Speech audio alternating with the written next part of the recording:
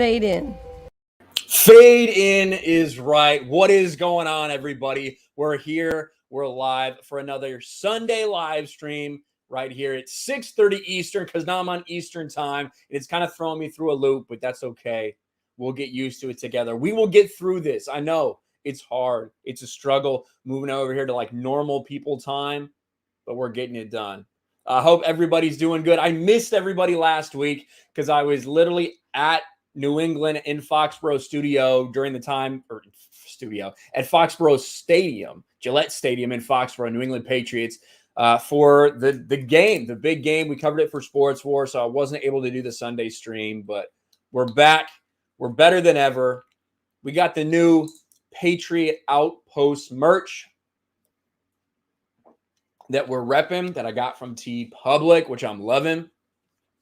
I saw Janet from Another Planet in the chat. I hope you're still here, Janet. I have something I want to share that directly relates to you as soon as a couple more people get in here. Speaking of TeePublic, Crispy No Ken was repping the fuck cancel culture shirt from TeePublic. I got to show that. I got to show that real quick. Let's see. Where am I? Here we go. Look at this shit. Crispy No Ken. God damn it. I just fucking accidentally stopped sharing it. Boom. There it is. Crispy No Ken wearing the fuck cancel culture shirt all around New York. That's what I'm talking about. That is fucking awesome. Hell motherfucking yeah. Thank you, Crispy No Ken. You can get those over on TeePublic, just like this shirt right here. So thanks for hanging out, man. Lulu is here. What's up, Lulu? Says, Ryan, you the best. Love that shirt. Heart fire.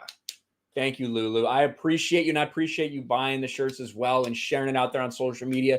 Guys, if you do if you get merch, get a shirt, get a mug, like whatever it is, if you feel comfortable sharing it out there, I would love it because one, I love seeing, people that support me like that, enjoying that kind of stuff, but also I love sharing it out there to everybody else, so they can see that you got it. Maybe they'll be like, oh, where did you get that? That kind of thing. It's fucking fantastic. And it's really helpful. Is really helpful. Ooh, look at this. Ryan, I received the black TN mug earlier this week. Good stuff, bro. Thank you very much, Jorge Barracuda. I appreciate that, man. Thank you for the support. Thank you. The Bugle Daily says what the Bugle Daily is always saying. Fuck Spider-Man. Hell yeah. Thank you, Bugle Daily. Maybe Bugle Daily should get a fuck Spider-Man shirt for your channel. Just an idea. Just throwing it out there. The Injustice movie was rushed. I heard some interesting things about it. So I'll have to check that out for myself. I mean, did they like deviate from the storyline or did they just cut a bunch of shit out? That's kind of the thing I'm wondering, I guess. Like, how do you fuck it up? It was rushed. WB's retarded. Well, that's stupid, but not surprising. Not surprising to me. All right, let me get all of this set. I see Biggles as well. Oh, I'm wearing your shirt, but that makes me sound like I took your shirt. You are wearing my shirt because you always rep, Biggles, because you are the fucking hype man. The RK Outpost hype man. Thank you so much, bro. I appreciate you. And then we got Amber Andromeda, a Raging Ryan 2 for 5 fucking months, says, fire heart, Ryan heart fire. Hell yeah. Thank you, Amber. I appreciate that. You are fucking awesome, Amber. Hell yeah. Look at all these channel members rolling in right now. Sperian becomes a channel member. Welcome to the Raging Ryans. Glad to have you with me, Sperian. Dose Gecko for $5. Just what the fork was that hiking video I watched for exactly 1 minute? Get that soft shit off this manly channel. That's why it wasn't on this channel. It was on RK Outpost Live.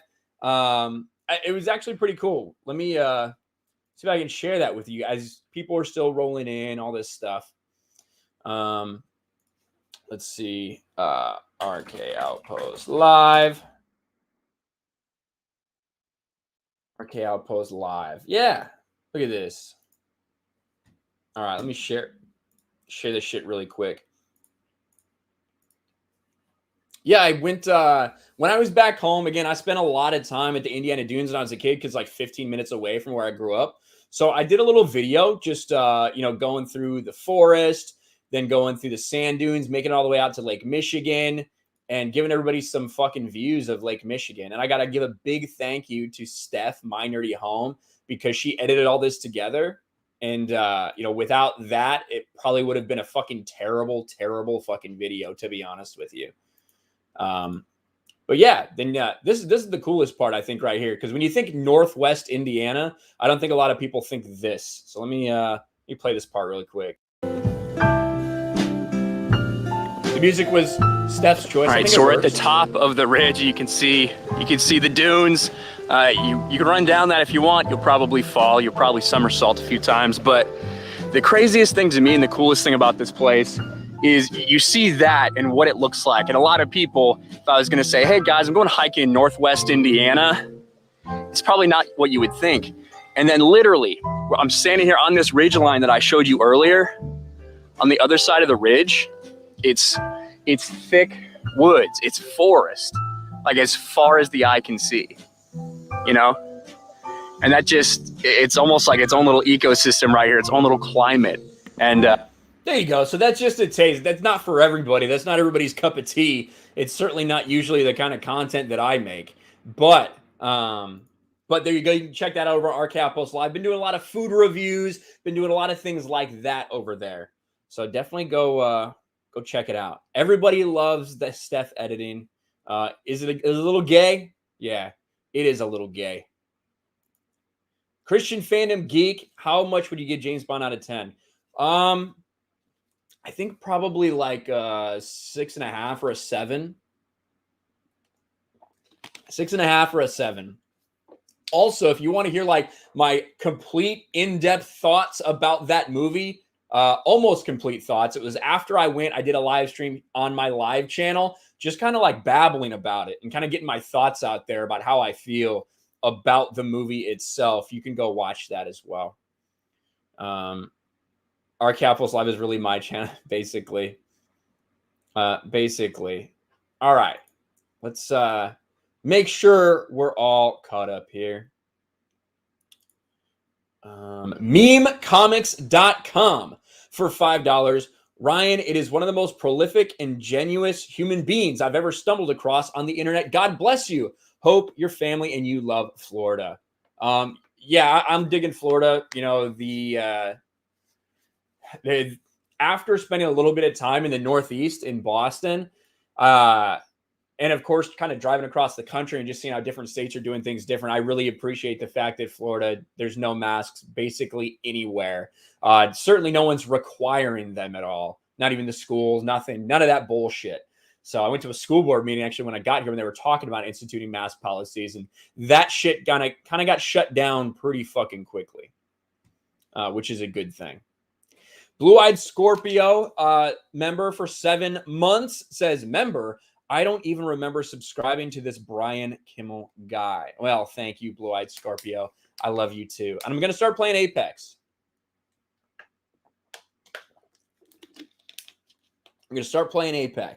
All right? You get your fucking wish. I'm going to start playing Apex. I don't know if I'm going to start playing with you, but I might start playing a little bit of Apex Legends since I suck at every other fucking shooter I ever play. Basically. Bobby says, these idiot celebrities are beyond help. They act like spoiled, rich, narcissistic brats. Yeah, they do.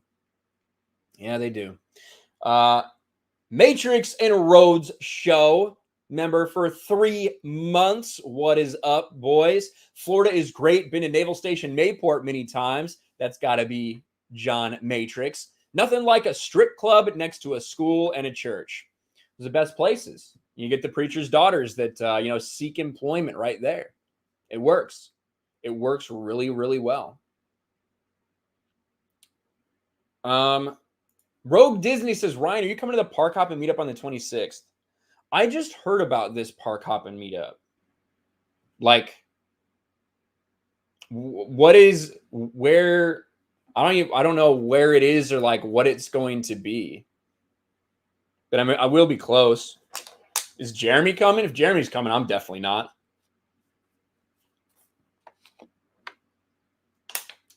That's basically the way I'll decide. If Jeremy's coming, fuck no, I ain't going. I saw that motherfucker enough last week. Jesus. I see Brightest Day is in the chat. What's up, Brightest Day? Brightest Day, who I saw in Vegas. Brightest Day, who I then saw again in Boston. What is up, man? Hope you're doing well. Hope you're doing well. WZRBS, channel member for 7 fucking months. I'm so embarrassed to be a member of this channel. I'm going to commit Sudoku. Well, if I had any faith in your ability to do math, I might be worried, but I think you'll be okay. I think you'll be okay. Look at all these. I finally got this channel member thing on my channel, evidently. Subhuman, a member for 18 months. At the Raging Ryan 3 level. Hell yeah, Subhuman says, hey, yo, I'm still a member. Yes, you are, my friend. Thank you so much, Subhuman. Extreme Oompa for $10. Man, I was so excited reading this thing. Hey, Ryan, keep up the great entertainment here and on FNT. Found out my mom has cancer, so your and the group as a whole's entertainment keep me laughing in a challenging time. First of all, in all seriousness, I'm really sorry to hear about that, man, but fuck cancer. Cancer is fucking garbage, and it's fucking terrible anybody has to go through that shit. However, we are here to do just that. We are here to make you laugh. We are here to make you think about other shit that's not all of that real world stuff going on. So, Extreme Oompa, buddy, thinking about you. You'll be in my thoughts, and hope the best for your mom and that she gets over that fucking cancer, dude. Fuck that shit. And we will always be here for you guys. Matrix and Rhodes show for $10. Of course, you would go live during the Cowboys game. Saquon's ankle looks like a globe. He will miss a lot of weeks. I heard some about him potentially getting injured. Man, Saquon cannot stay healthy, man. Saquon cannot stay healthy. He's only been in the league a couple years, but, we're all here to fuck cancer. Yeah, we're gonna fucking spread. We are gonna spread cancer's legs, fucking lube up cancer, and just go to town. That's what we're doing. Fuck cancer. And I still got Brightest Days thing pulled up. Is Jeremy a boss? In his own mind. In his own mind.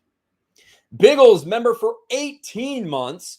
I am also still a member. However, sub is higher rank here, but I do have 2 memberships here. You have 2 memberships, and I think you're over on locals and you're over on a couple other things, Big Hole. So you're the fucking man, dude.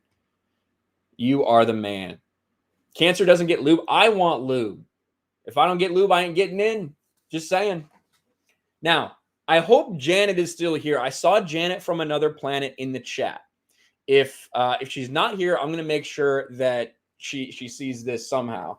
But one of the first things I got when I came here to Florida was Janet sent me something that was really cool. And it's this right here. Now, this is made with like rhinestones, I guess. She sent me a wonderful little note. Very nice, Janet. You're awesome. Thank you so much. But I want to make sure you guys saw this. It's in my old RK Outpost logo. It's done with like rhinestones. And I don't think that it probably does it justice right here, because of the way the lights are and everything. You can see my fucking reflection. But thank you so much for this. This is really fucking cool, Janet. You're amazing. And I really love the note that you put in there and the kind words. So I'm gonna find a good place, probably a little bit better place to display this. But for right now, it's gonna be right here. It's gonna be right there in front of the 1800 tequila. So thank you, Janet. You're amazing. That's an awesome gift. Yes, it is dope. Wow, that's amazing. Janet's art is awesome. Yes, absolutely. Let's see. Someone said Jesus, Ryan. Who? Me? Dr. Rachel's here. Hail, Ryan and chat. You're all looking great today. Everybody, 328 people. Whether you smash the like button yet or not, you all look great. Thank you, Dr. Rachel Lindbergh. The shirt looks dope. Thank you, Alex. Yeah, I really like this actually. And I got like the tri-blend TeePublic, which is really nice. Feels really good. Hell yeah. Bronx Slayer. Tell us the real reason why you went on that trail. You was trying to impress that fine piece of bush you on the other side of the camera. That fine piece of bush you on the other side of the camera. I don't know. Tell us the real reason you went on the trail. You was trying to impress that fine piece of bush you on the other side of the camera. Maybe I did go on the trail to impress some people. Ryan is uncancelable. They can try. They can try, Joe Bob Tar Heel. I want to look for this though, if I can find it.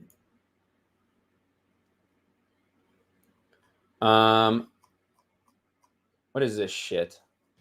God, I fucking hate when an article comes out and it's literally just like, and it's literally just the same, like a video, and it's just like place about. It's not what I want. I want the goddamn article itself. This is what I wanted. Speaking, there's Janet. Janet, I hope you saw. Janet. I just did a big thank you for your gift. It's just like 5 minutes ago. I hope you're in the chat for that. But thank you so much for it. It is amazing. I'm going to find a better, more permanent place for it than sitting here. But this is awesome. Ryan's the tits, says pre-hindsight. Met him in Boston. Not as gay as I thought. Well, you got to take your wins when you can get them.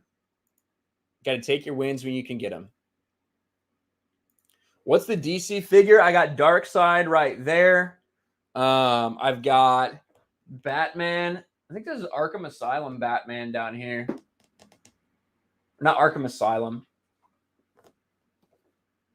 Arkham Knight. Yeah, Arkham Knight Batman right here. I got a lot of fucking random shit going on right now, son of Luke. Oh, yes. So for the Geeks and Gamers event, you had to RSVP. For the Geeks and Gamers event, you had to RSVP, and because it was really limited space, that's why we didn't really make it super public. We put it out there, but we didn't really push it much because we didn't want too many people showing up to it, honestly, just because they were worried about having too many people there. And somebody RSVPs, and they're like, hey, I'm going to be there. And I'm going to bring my cunt wife. Hope that's okay. So that was you. There you are. Good to see you in here. Good to see you in here, pre-hindsight. Arkham Batmobile. That's basically what Arkham Knight is.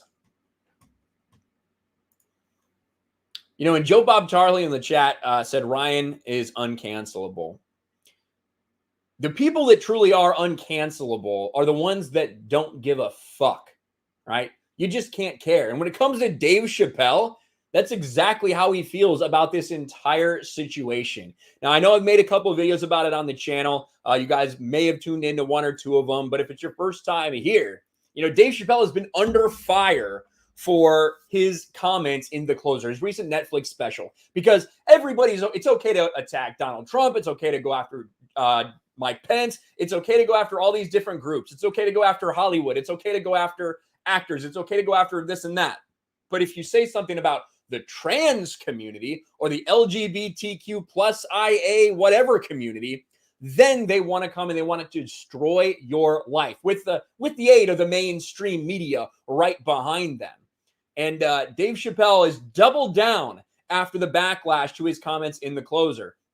I have since watched the entire Netflix special. It's pretty funny. I don't think it's Dave Chappelle's best special, to be honest with you. He's had a lot of fucking good ones, but it's funny. And he goes after the woke nonsense in the woke crowd.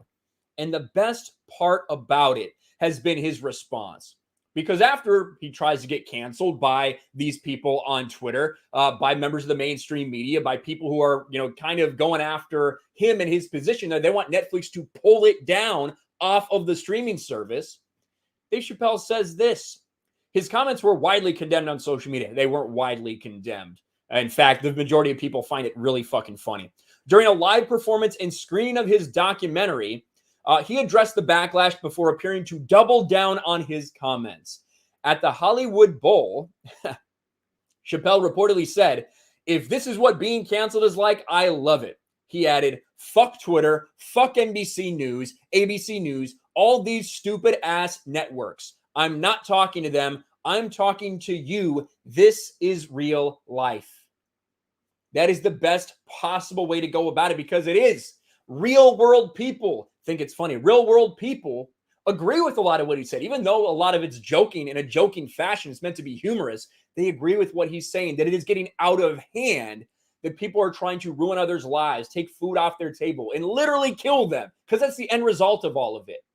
He told a story about his friend, a transgender comedian, who took their life after defending Dave Chappelle and all the backlash that followed that from their own community, from the trans community themselves. So Dave Chappelle is handling exactly the way he should. Fuck Twitter. That's not real life. I'm talking to real people, actual people. Just like when we go out to Boston, we go to Vegas and do these meetups. When I drive across the country doing meetups all along the way, I meet regular fucking people. Twitter is not real. It is not a real representation of reality. The mainstream media is not a representation of reality. They are the enemy of the people because they are so biased. And Dave Chappelle is doing exactly what he's supposed to be doing, saying, fuck these people. I don't care. I'm not talking to the mainstream news. I'm talking to real world people. And that's awesome. Chad Chappelle.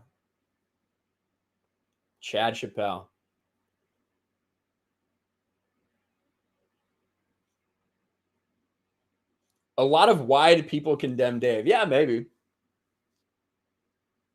Yeah, and like, that's the thing. In that same special, guys, in that same fucking special, like, he shits on Mike Pence, for instance, right? He basically calls Mike Pence gay. He's like, yeah, Mike Pence seems like one of those closet gay people, not one of those pride people, one of the people who, prays about it and says, Jesus, please make this butthole look ugly to me so I can stop fucking it. Like shit like that. It's funny. It is funny. That is the thing about comedy. It's colorblind. It doesn't care about your gender. It doesn't care about who you want to fuck. It doesn't care about any of that. Comedy is supposed to be roasting things, roasting people, roasting groups of people for things that are humorous. And that's been lost in a lot of ways by a lot of people. Biggles Mets for $2 says, let's go, Brandon. Yes, let's go, Brandon.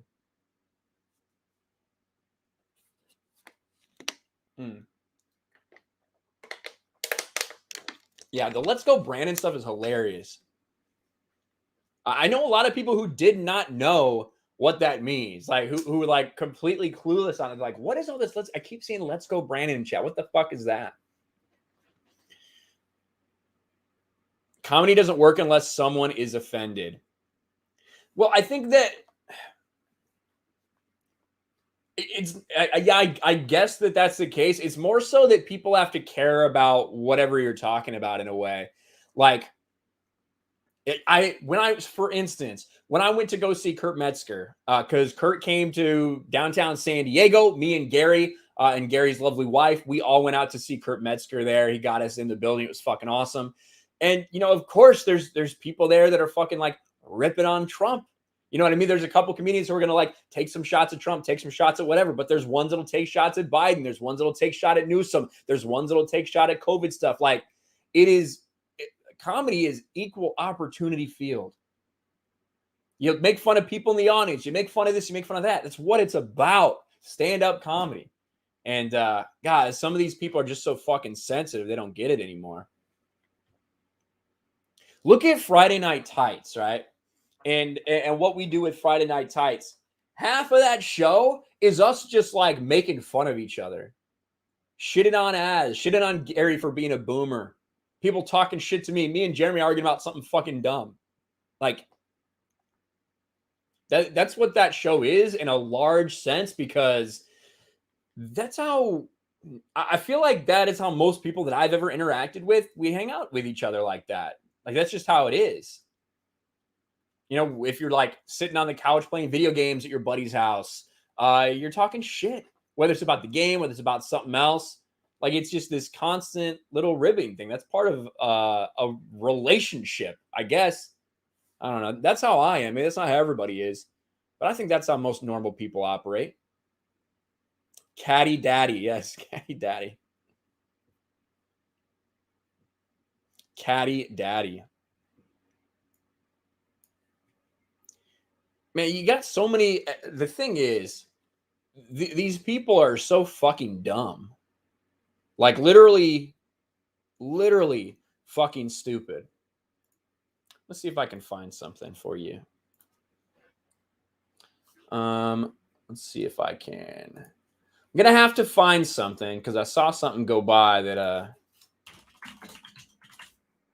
I think it's very, very interesting. Very interesting indeed.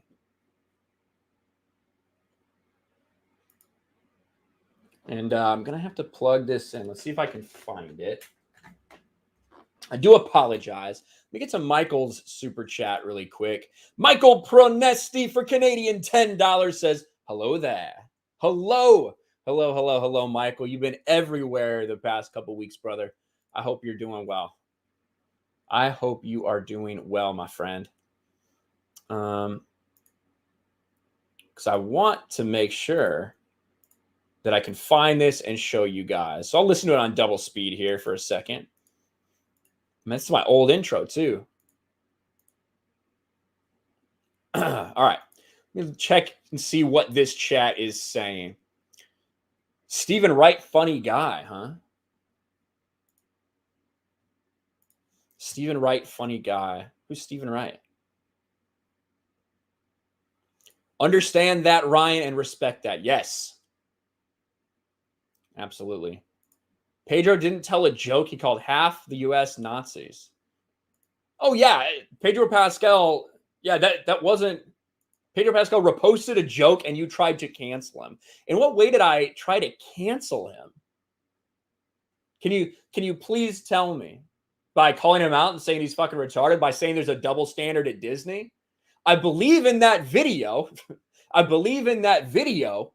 videos that I made. I said, I'm not calling for Pedro Pascal to be fired in any way, shape, or form. Believe that's what I said. And then I criticized the company because I said, if one side is able to say something, the other side should be too. But no, you fucking literal retards. Literal retard. You are a fucking retard. You don't watch the videos. You don't understand. You just take a narrative and run with it. But I mean, what else can I expect? What else can I expect? Mike K for $5. Chappelle's special wasn't great. He's being canceled for marketing purposes, says Mike K.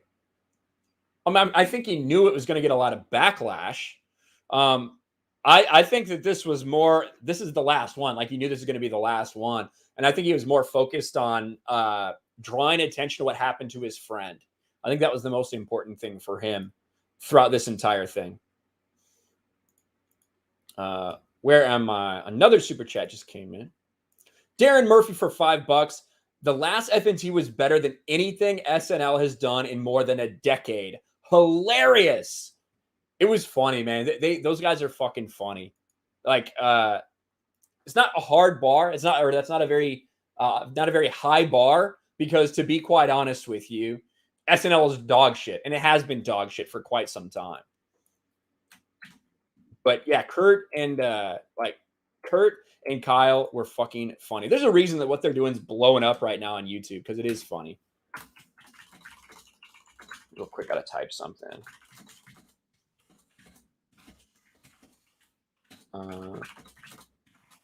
Boom. It probably sounded like I typed a million things. In reality, I typed like 5 words. It just sounded really fucking loud. Really fucking loud. How can someone say we're Nazis, then say it's a joke, but we can't do anything? It's not allowed to be a joke. I have mad questions about their brain cells and how many exist. Well, I mean, like, I don't... The Pedro thing, again, I made videos about Pedro Pascal. I made fun of Pedro Pascal. I called him a piece of literal fucking shit. What I didn't do was say, I think that this person should be fired. What I did say is that I think that Disney, Disney, you need to hold your standards the same way. If one person can't say something, then the other person shouldn't be able to say something like that either. Because it specifically talking about Nazi references, making comparisons to Nazis, which literally these fucking people have been doing for the past 4 years, 5 years now in regards to Trump. But I would imagine, again, that was fucking a year and a half ago. I was imagine that I said I don't want him to be canceled, because that's what I say about every single person that this comes to. Simu Liu, I said I don't think Simu Liu should get canceled. I do think it's funny. That's what I said about Simu Liu. I do think it's funny that Simu Liu is getting shit from the very same people that were celebrating him. It's ironic. I don't feel bad for him, but I don't think he should be canceled for it. That's what I said about Simu Liu as well. Dr. Rachel Lindbergh for $5. Everyone should be able to take a joke and laugh at themselves. Don't take things personally. Words are just words. Yeah, agree, Rachel. I agree. Excuse me. Thank you very much, Rachel. You're awesome. Someone said something about my hat. Oh, I like how the RK hat in the background sometimes appears to be a miniature hat. It's a yarmulke. I'm doing my best Ben Shapiro. Yeah, I don't know if I should keep the hats up there or do something else. They do look a little small, don't they? The hats do look a little small. I don't know. I don't know. Make sure I get all of these and don't miss any here. Mike Hill for $5. SNL thought that Kim Kardashian would be a great host last night.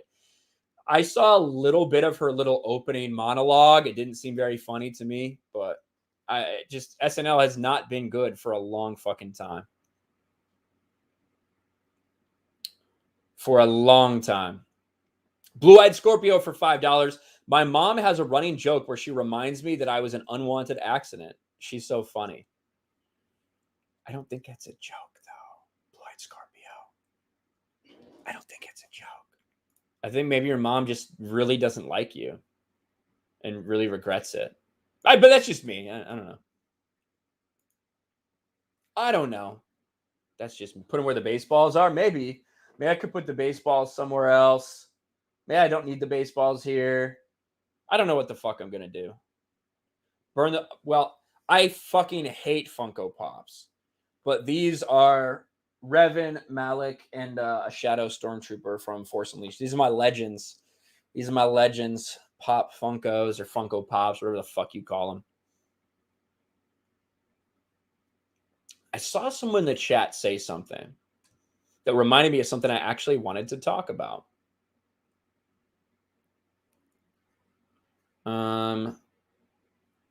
Shotgun Holiday. I seen Gene Simmons is telling people Gina needs to come back to Star Wars because she helped Mando become the best Star Wars media in years. I actually wanted to talk about what Gene Simmons said and what Kiss said about Gina Carano. Interestingly enough that you said that. Now, this story came out a few days ago, and I had planned on talking. I already have something pulled up. So good job to you for sniffing it out there. Kiss decried cancel culture when asked about Mandalorian star Gina Carano. Kiss figureheads Gene Simmons and Paul Stanley spoke out against cancel culture during a recent Q&A. Specifically, the pair addressed the fate of Gina Carano, the actress ousted from Star Wars series The Mandalorian earlier this year after she made controversial posts on social media.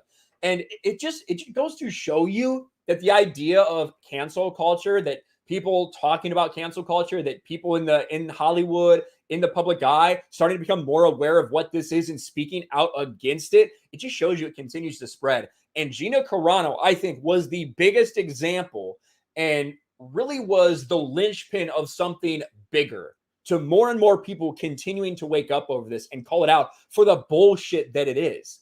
So I do have the video. We got to give a shout out here to, I didn't pause on the best starting face there, but I got to give a shout out to the Bombad Cast, 5,000 subscribers. This video really did very well for them. So I'm going to give them a like. Check these guys out. He is the one that asked the question here. So let's listen to what they say. I have a Star Wars podcast. Okay? I know it's really random, but I know you like The Mandalorian, right, Gene? You're a fan of it? One of the best shows on TV. Okay. What did you think of season 2? They should have kept the chick, even though she had different political points. Okay. They should have kept the chick, even though she had different political points of views. Interesting. Not about politics. It's whether you're a good actress. I get that. And I have one more if you don't mind. Because I noticed. I think the vast majority of people agree with that. That even if someone has a different political point of view than them, they shouldn't be fucking fired from their job. I think that should exist to everyone in all aspects of whether it's entertainment, whether it's you're working at a local auto parts store, whatever it is. Right?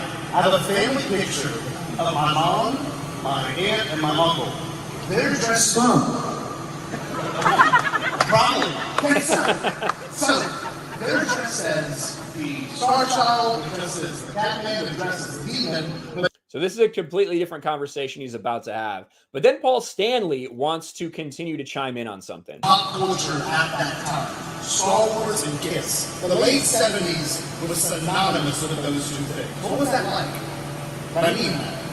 I just want to take a moment and let that sink in. That's very cool. Obviously, we wanted to be the band we never saw, so we wanted to take everything further than anyone had taken it, and the response, 50 years later is amazing. Same as Star Wars. It's really cool. You were talking earlier about Gina Carano, right? Look, political views, this whole cancel culture is so dangerous. The idea that people can't speak their mind, that's what freedom is all about. And, to lose your job because of something you said, even if I find it offensive, we gotta look at that. Well, thank you for your answer. I really appreciate it. Plus, you could kick my ass. There you go. So you got Gene Simmons, you got Paul Stanley saying things that all normal people also think. The cancel culture is insane. The fact that you want somebody fired over their political point of view. So it's good to see that. It was a very random occurrence that this guy happened to be there recording this when they got asked about Gina Carano.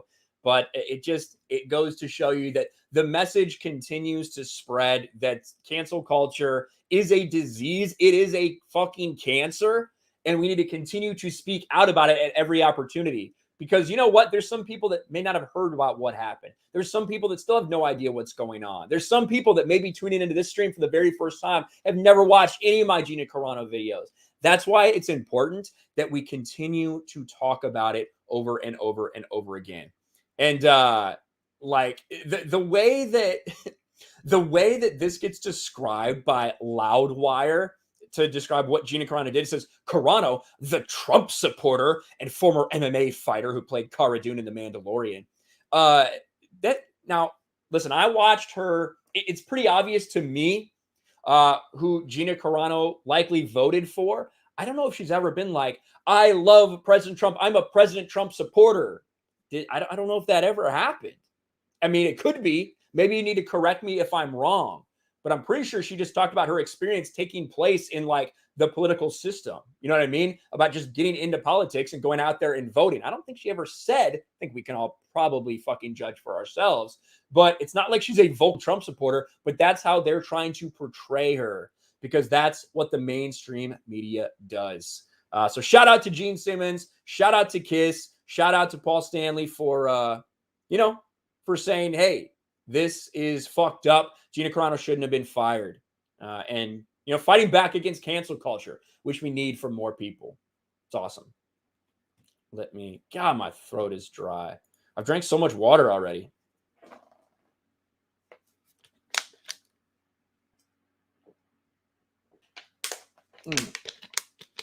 There we go. I brought 2, though. I did bring 2. I was ready. Gina's never publicly endorsed anyone. That's what I thought. That's what I thought. What do I know?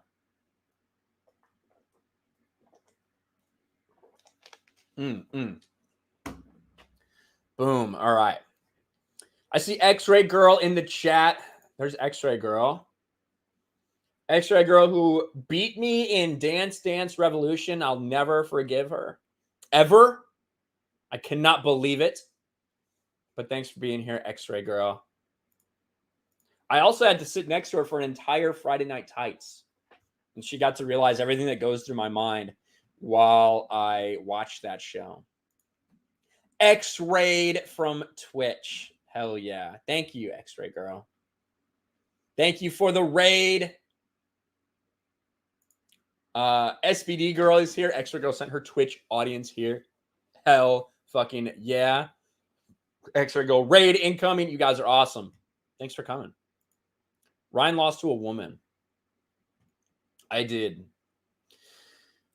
Listen, I lost to an Asian woman in a fucking Asian dancing game that's made for Asian women and gay Asian dudes. So I guess I can't really I don't know. I can't really be too upset about it. It's whatever. It's whatever.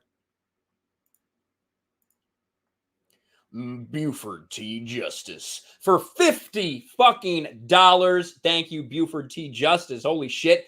This is for your pre-traumatic stress slap recovery fund. Appreciate everything you do, man. Keep up the good work. Thank you, Buford T. Justice. I love saying your name too, Buford T. Justice.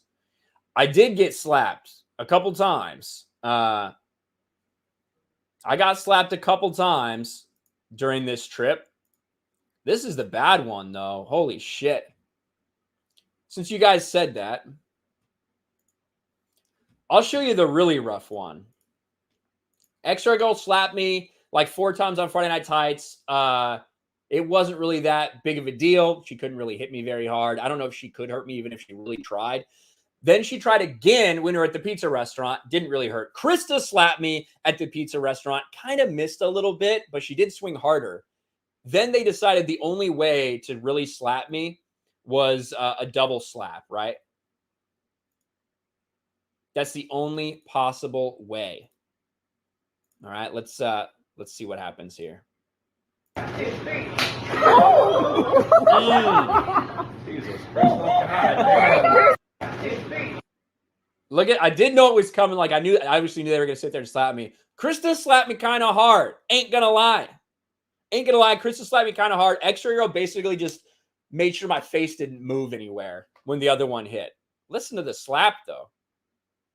2, 3. Jesus Christ. That got me pretty good. That one got me pretty good. I mean, still, it didn't hurt because I'm a woman. Or because they're women. Fuck.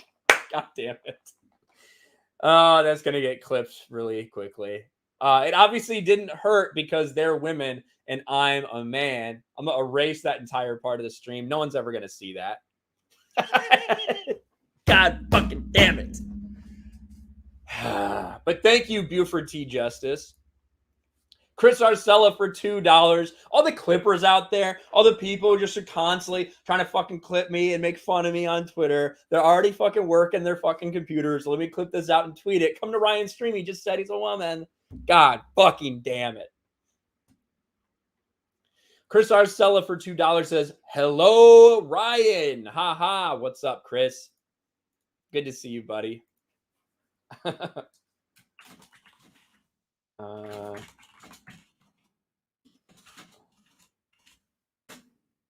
Thank you, Chris Arcella, for the super chat. Really cool seeing you in New York. Cool to see Jay and the Dark Council hanging out there. A bunch of people, that I've seen in chats and everything like that hanging out as well. I wish I could have gone. I really needed to get back. I really needed to get back here and take care of some shit and get things back rolling with Sports Wars and my channel and all of that. So wish I could have been there, but I'm sure we'll meet sometime. Michael Pronesti for Canadian $5. X-Ray Girl gave a ball shot that was on point. Yeah, she hit me in the fucking balls too. She hit me in the balls too. You're right about that, Michael. She's evil. She's evil. Run! It's Godzilla for $10. Rage King Outpost. Hate. Yeah, sometimes. Sometimes. I think I missed a super chat too. Hold on. Carl Weber for $5. I wonder if Bond was killed off not only for agenda, but also to get people talking about the movie for marketing. Yeah, so I want to talk about that, and that ties into a little bit about what Run It's Godzilla just said as well.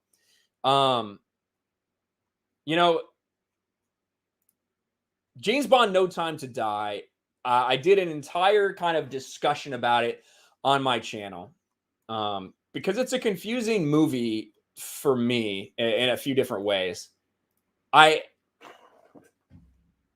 gave it like a 6.5 or a 7 because I think it's a pretty good movie.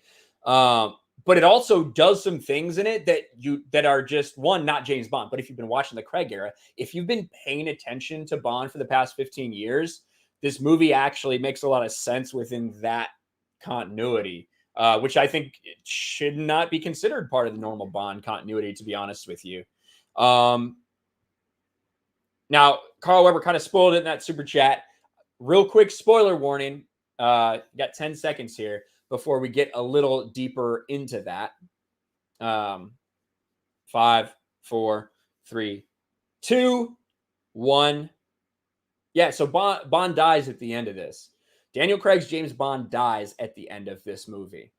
And I'll be honest, with the way that they did it and how it happened and the lead up to it, I felt it. Like I felt it. I've watched every single Bond movie. I've watched every Daniel Craig Bond movie opening weekend in theaters. And although I have problems with what they did, I think that they made mistakes in the very beginning of this era with Casino Royale, Quantum of Solace by distancing themselves from traditional Bond because they thought it was a little too silly, a little too goofy, and trying to make them more just like action spy thrillers. I think that was a mistake because you lost a lot of the heart of what Bond was. But I thought that in a way, this movie wrapped some of those things up and put an end to the Craig era. But regardless of that, you can't kill James Bond. Like this character, this is the 25th fucking movie. You did need a hard fucking end, a hard end to this era of Bond movies. But I don't think that you're allowed to do that. A character with that much history that's been controlled by so many different people throughout the years, to make the decision to kill him off on screen like that. Now, at the end credits, it comes up, James Bond will return. It doesn't say 007 will return. It doesn't say the stories of MI6 will return. It says James Bond will return. I do think that's important. I think it's just indicating they're going to be doing a hard reset. A hard reset. With everybody, which is a good thing. I think it needs it. But I did want to talk a little bit about James Bond No Time to Die because the box office, listen, we got some really good news for this movie in the international box office, and then some very mad news for this movie in the domestic box office, which is kind of what James Bond is and what James Bond has been, to be quite honest with you. Now, if you are not somebody who typically follows James Bond movies, or not someone who really understands what the box office does with James Bond, you might see this and be like, oh my God, that's the worst thing I've ever fucking heard. And it's not great. It opened lower than they expected it to, $56 million. I think a lot of people were expecting 75 to even above 75 million. But if you look at the history of the Bond movies, the highest one that's ever opened was Skyfall at $88 million domestically. These movies just don't make a shit ton of money in the United States. They make their money internationally. And I'll show you that real quick. This is Skyfall, $300 million domestically, $800 million internationally. Spectre, $200 million domestically. That's it. Spectre, a movie that made almost $900 million worldwide, only made $200 million domestically in 2015. Quantum of Solace, you can go see the same thing for Quantum of Solace. $169 million domestically, $422 internationally. These movies aren't like MCU movies where it's like almost half and half sometimes. Bond movies make their money internationally. And it's a weird audience too. It's an old audience. When I go to Bond movies, I swear to God, I've never seen more old people in theaters than when I go see James Bond movies. This, for 15 years, every single Craig movie has been exactly the same with the types of people that are in the audience. But let's look at what it did this weekend. The 25th James Bond installment, fueled by older adults, came in on the low end of expectations in North America, but should enjoy a long run based on word of mouth and strong hold overseas.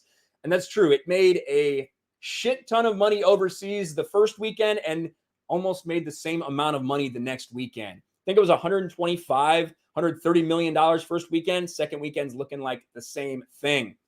So it's making a lot of money overseas, low end domestically. Let's get back to it. No Time to Die reported for duty at the North American box office with an estimated opening of $56 million as Hollywood attempts to recover from the COVID-19 crisis and lure older adults back to theaters. And I do hate this thing. They have a point that the audience for James Bond does skew on the older end. The audience for something like Venom skews much younger. You know what I mean? That it's just the way it is. But we, at some point, when we see what these things are doing, when we see something like Fast Five able to make almost $800 million, when you see something like Godzilla vs. Kong, the run that it was able to have, even while it was on HBO Max, we got to stop using the pandemic as an excuse. It's something that everybody has to fucking deal with now. That's just the bottom line. But it continues to be the one thing that they use it as an excuse each and every time. The Bond event pick, starring Daniel Craig's final turn as 007, scored the 5th best domestic opening of the pandemic era and had no trouble coming in number 1. Venom, Let There Be Carnage, which earned $32 million in his second outing. A decent hold for Venom. Made essentially the same amount of money as Shang-Chi did in his second weekend. That's about right where it's at. A decent hold for Venom. Heading into the weekend, they had hoped it would cross $60 million, but it came in short. The Bond pick skewed male 64%, while 57% of ticket buyers were over the age of 35. As a comparison, only 9%. Oh, look at this. So 36% of the Bond audience was 45 years or older. Only 9% of Venom's audience was 45 or older. Very, very interesting. I didn't even see that the first time I kind of skimmed this article. That's pretty crazy. So there is some good news for this. There's some bad news. Overall, I thought that it was good. I would rank it in the middle of the Craig era. It wasn't near as woke as everyone said it was going to be. It wasn't near as woke as it was marketed, and that may have hurt this movie.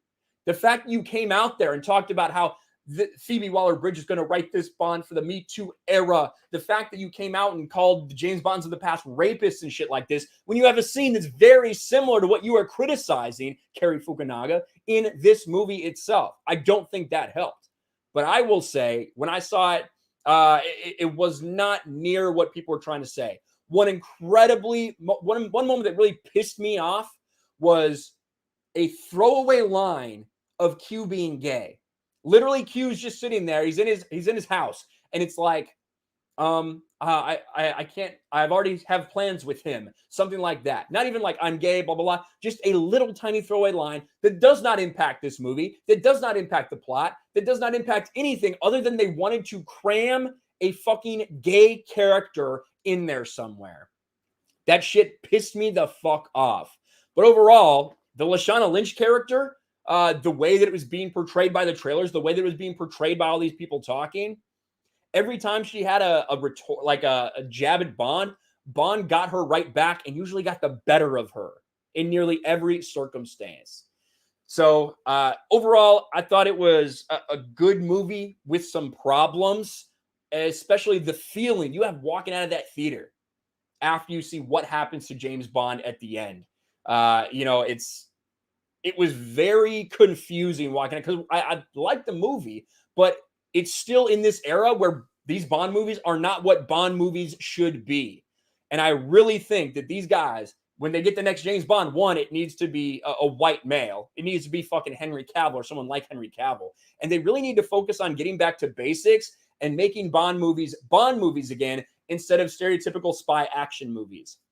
Now, these numbers that we're seeing for No Time to Die are in the area of like Mission Impossible movies, which do pretty well in the box office as well and have a little bit longer runs in the box office.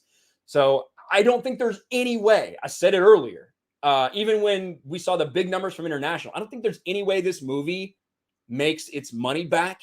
$800 to $900 million is what it needs to do. I just don't see that fucking happening. But there's some good news, but there's also some very bad news, at least in terms of to get to that level of $800, $900 million in the current state of the box office. James Bond, No Time to Die. We'll see if it dies next week in the box office. And Rotten Tomatoes, I want to look at that real quick too. Rotten Tomatoes audience score and critic score are similar, pretty much in line. That's kind of what I would expect. I actually think the audience score is a little higher than I would think. I thought it was going to be more like 75, 80, but I don't know. I think it's like a 6.5, 7 movie. 6.5 or 7 movie.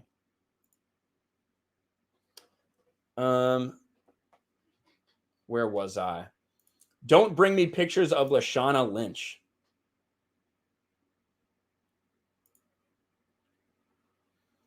Zanjana, Casino Royale had literally one action scene. The foot chase. It was directed by a separate guest director. That's not true. The parkour scene from Casino Royale is one of the greatest opening sequences to a movie of all time. It's incredible. The cinematography is great. The dichotomy between the way Daniel Craig, James Bond, is chasing this guy who's like an expert in parkour while Bond's just doing like the fucking brutal shit. So he's doing whatever he has to do to like chase him down. It's not glamorous. It's not perfect, but it's like what he needs to do. And then to make it all the way to the end after he infiltrates that base and just blow it the fuck up and get out of there. It was awesome. But there's a couple scenes in that. There's an action scene in the casino itself when they get ambushed, where they try to get killed. I don't think there's enough. I don't think the car chase is good enough in that, because you think it's about to be a huge car chase and they kind of subvert your expectations. What is this bullshit?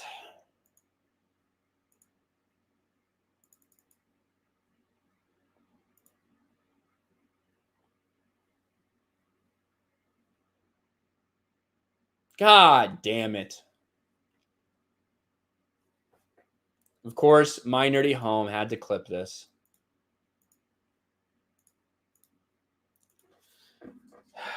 Of course. All right. Let's listen in so I can hear myself and what I said. I mean, still, it didn't hurt because I'm a woman. Or because they're women. Fuck. God damn it. I mean, still, it didn't hurt. I don't like that. But I'll retweet it anyway. Look, Gary even saw it. The truth comes out. I have a daughter. Gonna find it hard to escape that one. That's all right. Michael Prenesti. I read that one extra ago. Give the ball shot that was on point. That's right. Tony Yole. So Ryan, will there be an FNT across America road trip? I don't know. I don't know about across America. I think definitely that doing these things in person has kind of inspired everybody to want to do that. I obviously, after the Vegas meetup, after we did the Vegas meetup, I did my thing across the country. I went from California to Phoenix. I did a meetup in Phoenix. I did a meetup in Albuquerque. I did a meetup in Oklahoma City. I did a meetup in St. Louis. I did a meetup in Chicago. I did a meetup in Nashville. And then I came all the way back down here to Florida. And I think that like people seeing that, they saw, well, one, everyone's having a really good time. It's a cool place to meet people and get to understand your audience a little bit better. And for you guys to get to understand me when I can see you. And it's really fucking cool. So I think you're going to see a lot more of that. We obviously just had the Geeks and Gamers Boston meetup, which went really well. And now I think I don't know where Jay's going after New York, but I think Jay's doing a little something as well. So you can check him out for that. But yeah, I think that there's a lot of good things in the works. I don't know about a cross America trip though. We'll see about that. Chris Arcella, the Dark Council J meetup was a blast. I had so much fun there. Also great to meet Krista and Jeremy the few days earlier. Wish you were there. Yeah, I think I wish I could have been there. But it just didn't work out money wise, and also needing to come back down here and get back to work. So, but it would have been really cool, Chris. Sad I missed you. Jace Fox, member for 4 months at the Raging Ryan 2 level, says, "Hail, brother," with a muscle emoji. Thank you, Jace Fox. Thank you.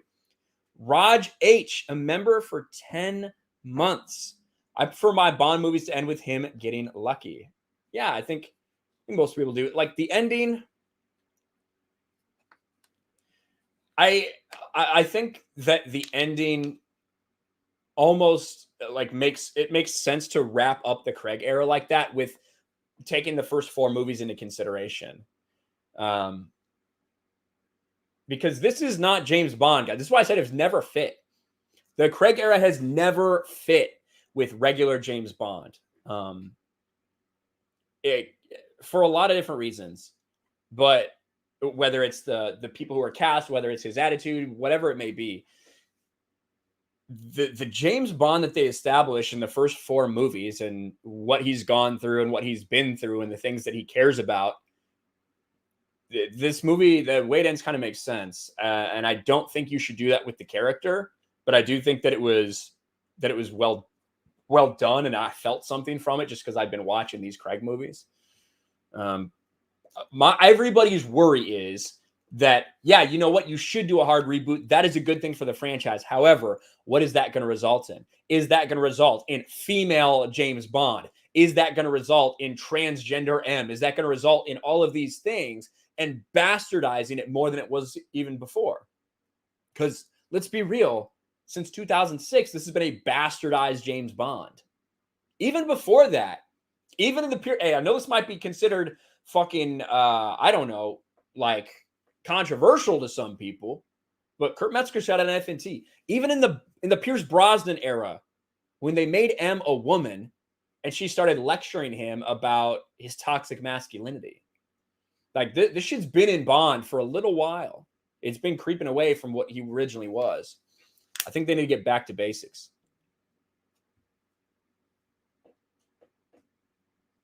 Lazenby, yeah.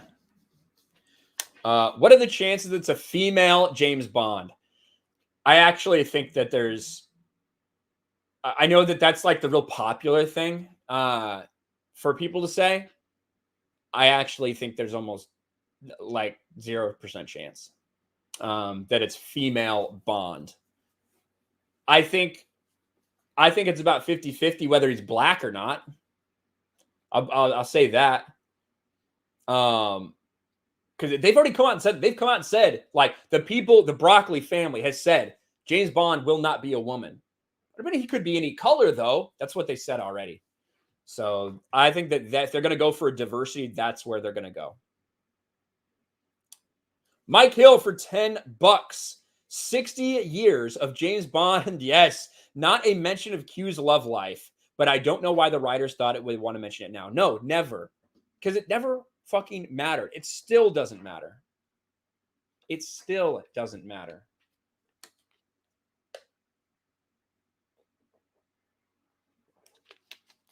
Thank you, Mike. I agree.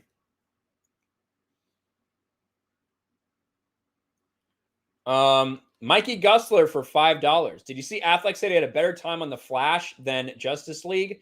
And Snyder haters are trying to say it's because he doesn't like Snyder. I haven't seen that, Mikey. I'll check that out, though. I'll check that out. Hussein says Craig's era is really good in my opinion. This is what I think. I think the movies are good. Like, I really do think the movies, when it comes to action sequences, when it comes to score, when it comes to cinematography, when it comes to the storylines, I think these movies are really good. I think the James Bond, Daniel Craig era are really good movies. But they're not really James Bond movies. You know, like, put it this way, if his name wasn't James Bond, if it was like Brad Felter or something, it wouldn't really affect the movies very much at all. Yeah, maybe you might not have an Aston Martin in there. Maybe you might have different music, but they didn't have the spirit of James Bond to them. And although they are good movies, you can't ignore that. And which is why I say that I kind of understand why they did what they did, because they need to do a hard reset to this entire era. Lazenby. I would have loved to see more George Lazenby. I would have loved to see George Lazenby. Brad Felter better than James Bond. Yeah, do a Brad Felter.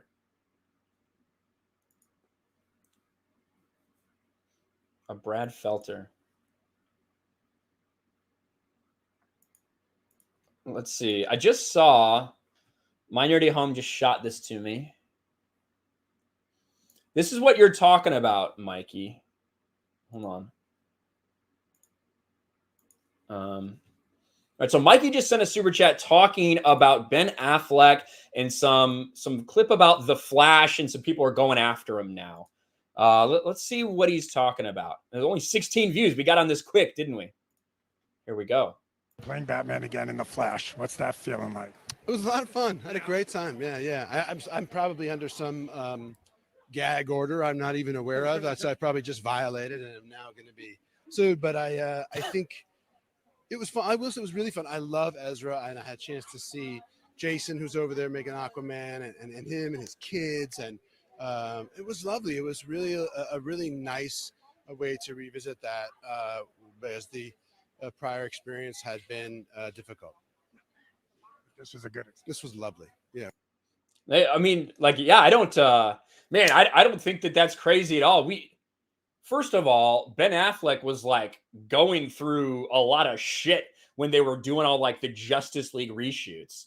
And to me, it sounds like what he's talking about was the reshoots for Justice League that were an absolute catastrophe in so many ways for every person that was on the set when Joss Whedon came in to remake basically half of that movie. That's what it sounds like he's talking about to me. So it's not really a surprise that and it's not really a surprise that Ben Affleck would have a better time now when he's a better place in his life. He's past a lot of that stuff. He obviously had a problem with alcoholism and things like that he's since gotten help for. And I mean, he's dating J-Lo again. They're making out on the corners in New York City. So he probably is in a better space, and that doesn't surprise me at all. If anybody's going after him for that or saying that, or if anyone's trying to say that, oh, that means he doesn't like Zack Snyder, I think that's a little silly. I think he's probably taking a shot at Justice League. And that's the experience that he was, because that's the last experience he had. That's what he's talking about, in my opinion. I don't know. J-Lo sucks. Well, I imagine that's why Ben Affleck's with her. One can only hope she swallows as well. Armageddon.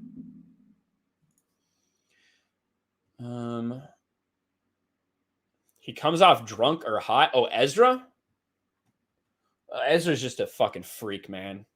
Ezra Miller's just a goddamn freak. What? Y'all know what I'm saying? Y'all know what I'm saying. But thanks for the heads up on that, Mikey. I didn't know about that. Did you see? I just fucking read that. I'm an idiot. Loose Cannon 84 becomes a channel member. Welcome to the Raging Ryan's Loose Cannon. Larry becomes a member, or not becomes a member, has been a member for 12 fucking months. Says, Hail Ryan, we appreciate your travels to meet the people. Hope to be a meetup someday. Let's go, Brandon. 12 plus months and more to come. Thank you. Thank you, Larry. I appreciate that, buddy. That is awesome. Richard Simmons for $2. What you call ball shots, I call Saturday night. In reference to Extra Girl kicking me in or slapping me in the balls when we were at Dave & Buster's. Thank you, Richard Simmons. That's not a very big surprise. That's not a surprise at all. Mikey for $20. Thank you, Mikey. Says, I think it's a good sign of the Snyderverse being restored. Ben has a bigger role in The Flash, and the Blu-ray of the Snyder Cut is selling like hotcakes. I have a good feeling the Air Cut would be released at DC Fandom. Maybe. Maybe. I don't know, Mikey. I have no faith in anything at this point, just from like all the different stuff that's happening, all the turnover. But you're right. Like the Blu-rays sold like crazy, even though Warner Brothers tried to hide the marketing for it, which is insane. So there's obviously a lot of demand out there for it still. We'll see what happens. Bears won. Hell yeah. Hell yeah. That's good. They were up pretty good when I started streaming, so it's good to know they pulled out the win. And people are going to love Justin Fields now. People are going to be all oh shit. What is this?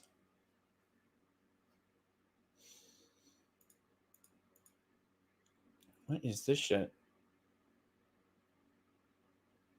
Huh. All right. I have to take a look at that later. I just got a DM about a sports story. So thanks for sending that to me. I appreciate it. The CEO of Warner Media called it a global phenomenon. I did see that, the global phenomenon. That was all the rage a little bit ago. So you're right, Mikey. Hopefully, hopefully, you know what I mean? I think that'd be better than a lot of shit they have planned in the J.J. Abrams universe. Only time will tell. Only time will tell. But I think we're all caught up. I think we're all caught up with that stuff. I wanted to talk. And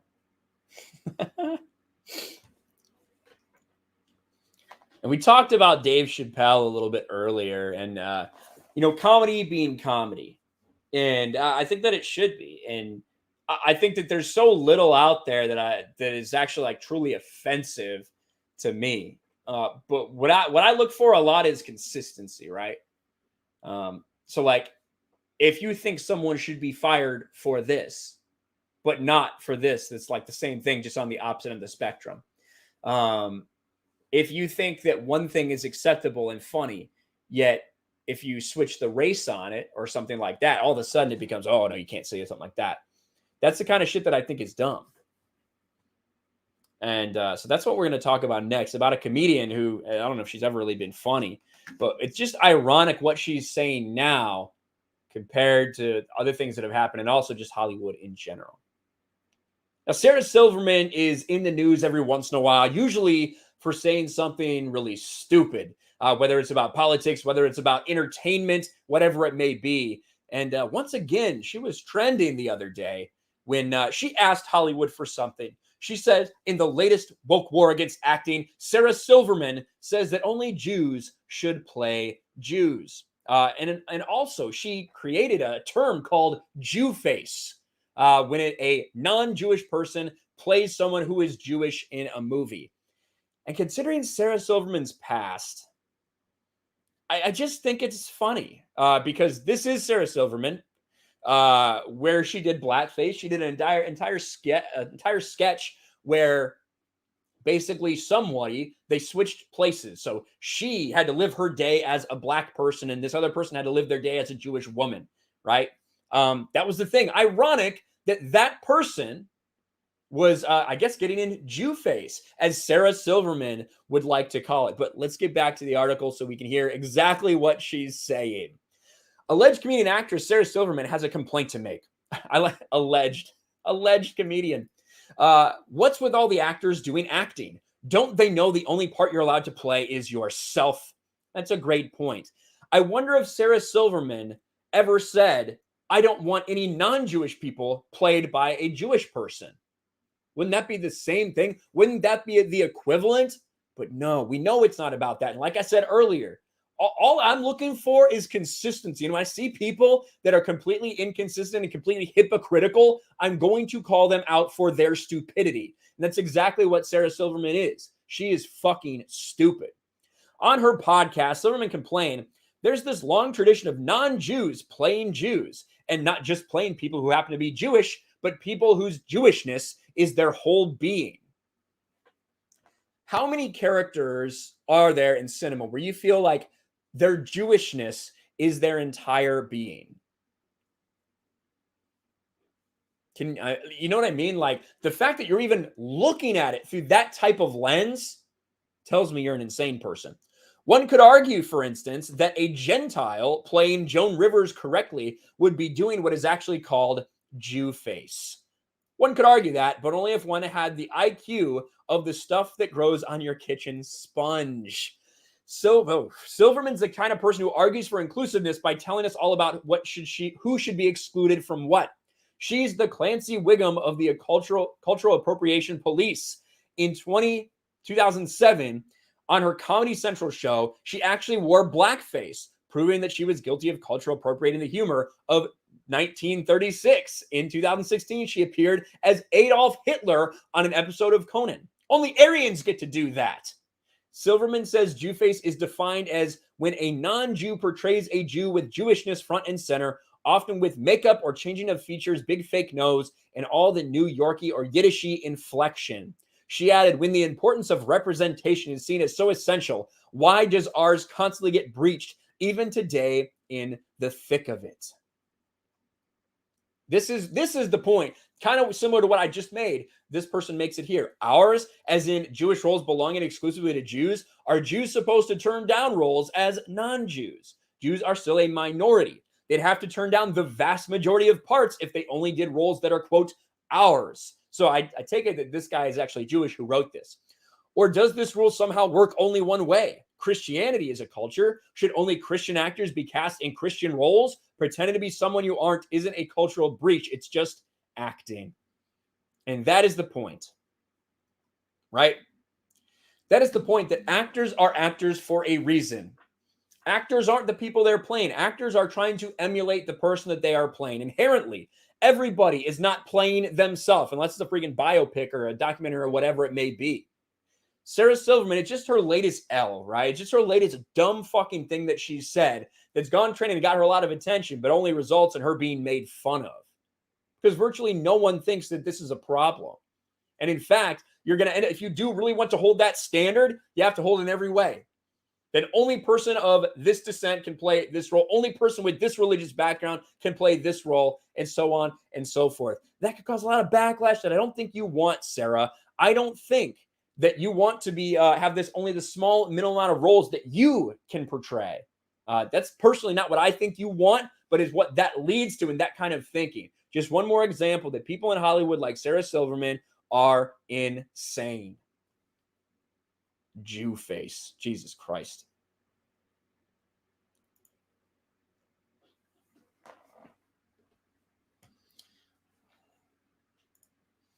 Open airlock policy. What's up, Tim? It says, next, only alleged criminals can portray alleged criminals. I know a certain Lucasfilm writer-producer perfect for a certain type of role. Alleged criminals, huh? I could think of some roles that Pablo Hidalgo and Dave Filoni would be pretty good for. I think they'd fit in well at that Venom coming out scene, you know?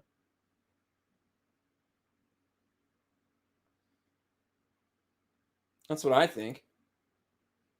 Just give her a Shitler mustache. Well, she doesn't. You don't need to like Photoshop it.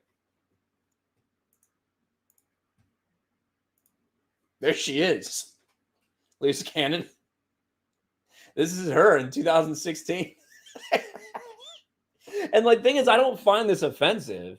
Like, I don't find her blackface offensive. I don't find it offensive. I don't find Sarah Silverman funny, but I'm not offended by this shit. It's just when other people try to like set these rules for society that are completely antithetical to anything. Ugh.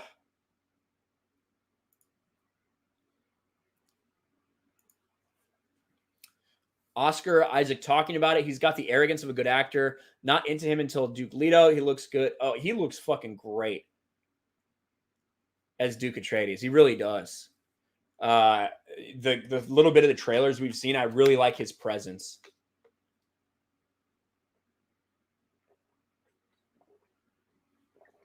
I really like his presence. Only people that were alive in the Middle Ages can play in medieval films. Yeah. That's it. That's it. Bottom line. Blue-eyed scorpion for $2. Gonna be a hot topic here in Colorado. We passed on Fields. Did you guys win today, though? I saw the Broncos. It was a close game. No look. Let's see what's going on with these games here. Jesus Christ, Austin Eckler had a fucking game.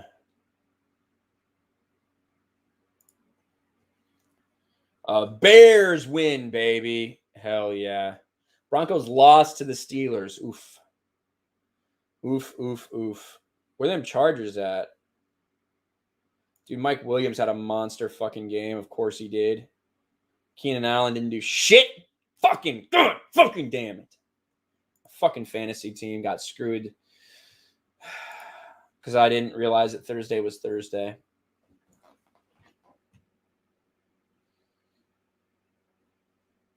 Jay felt sad he didn't come out to eat pizza yesterday. Yeah, I would have loved to have some New York pizza.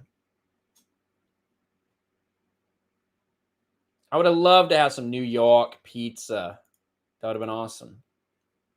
Sadly, wasn't in the cards. Just wasn't in the cards. What the fuck? Get out of here. What is that? I hear something playing now. God, of course. I hate ESPN's autoplay ads. Lots of Taco Bell in NYC. There's lots of Taco Bell anywhere. Dawn is here. At least you're not a Giants fan. Yeah, I know you guys got it rough. Couple big injuries today, too. Couple big injuries. Panthers did play. Panthers lost in a really close game. In a really close game, he lost.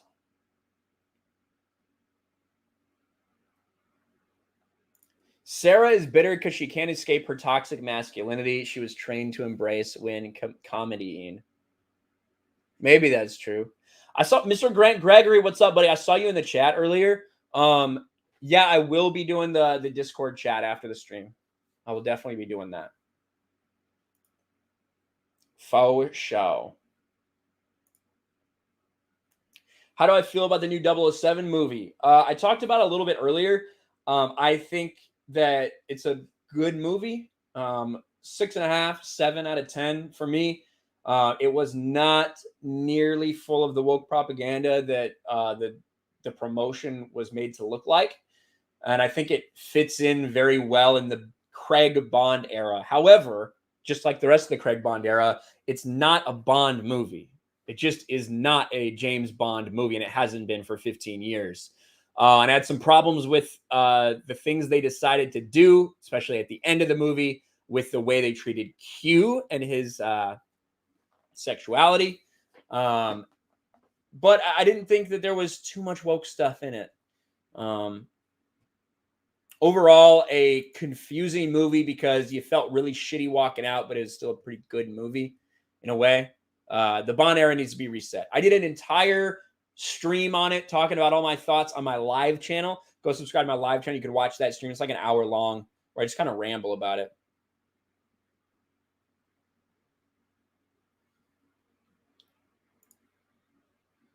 Why am I such a Dave Filoni hater? Well, I've had a problem with Dave Filoni. I've had a problem with Dave Filoni since 2008. You know, when I started hearing his thoughts on continuity and his disregard for continuity. And listen, before Disney was even part of the picture, you know, Dave Filoni was very helpful in causing problems with continuity and retconning shit for the sake of a cameo, for the sake of, oh, this seems cool. That was Disney before Disney. And he's continued on. And that's why there's so many retcons and so little care for continuity when Dave Filoni is involved in a project. And also he's a massive SJW. But Filoni is a condescending prick who doesn't understand Star Wars. But Tim, he explained why Qui-Gon's death matters. Nobody else could figure that out. Nobody else could figure that out. Lethal says Filoni's always been trash and actually managed to make the prequels worse, which is kind of impressive in and of itself.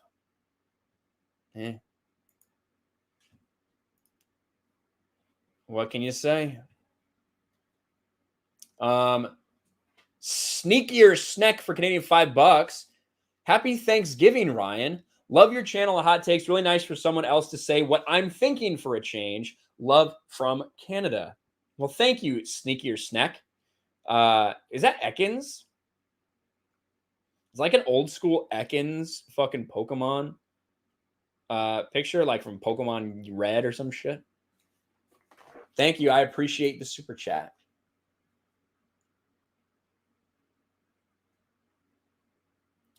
I appreciate the super chat. Let me refresh here because tell you what, all this Star Wars talk.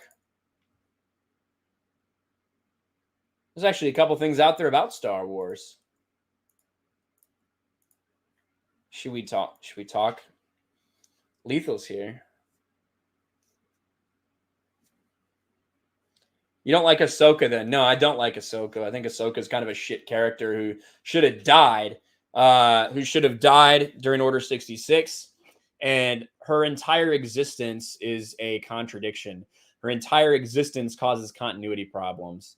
And the simple fact that Ahsoka has to be involved with everything Dave Filoni does is a problem for Star Wars. Just is. It makes the universe so fucking small. So fucking small.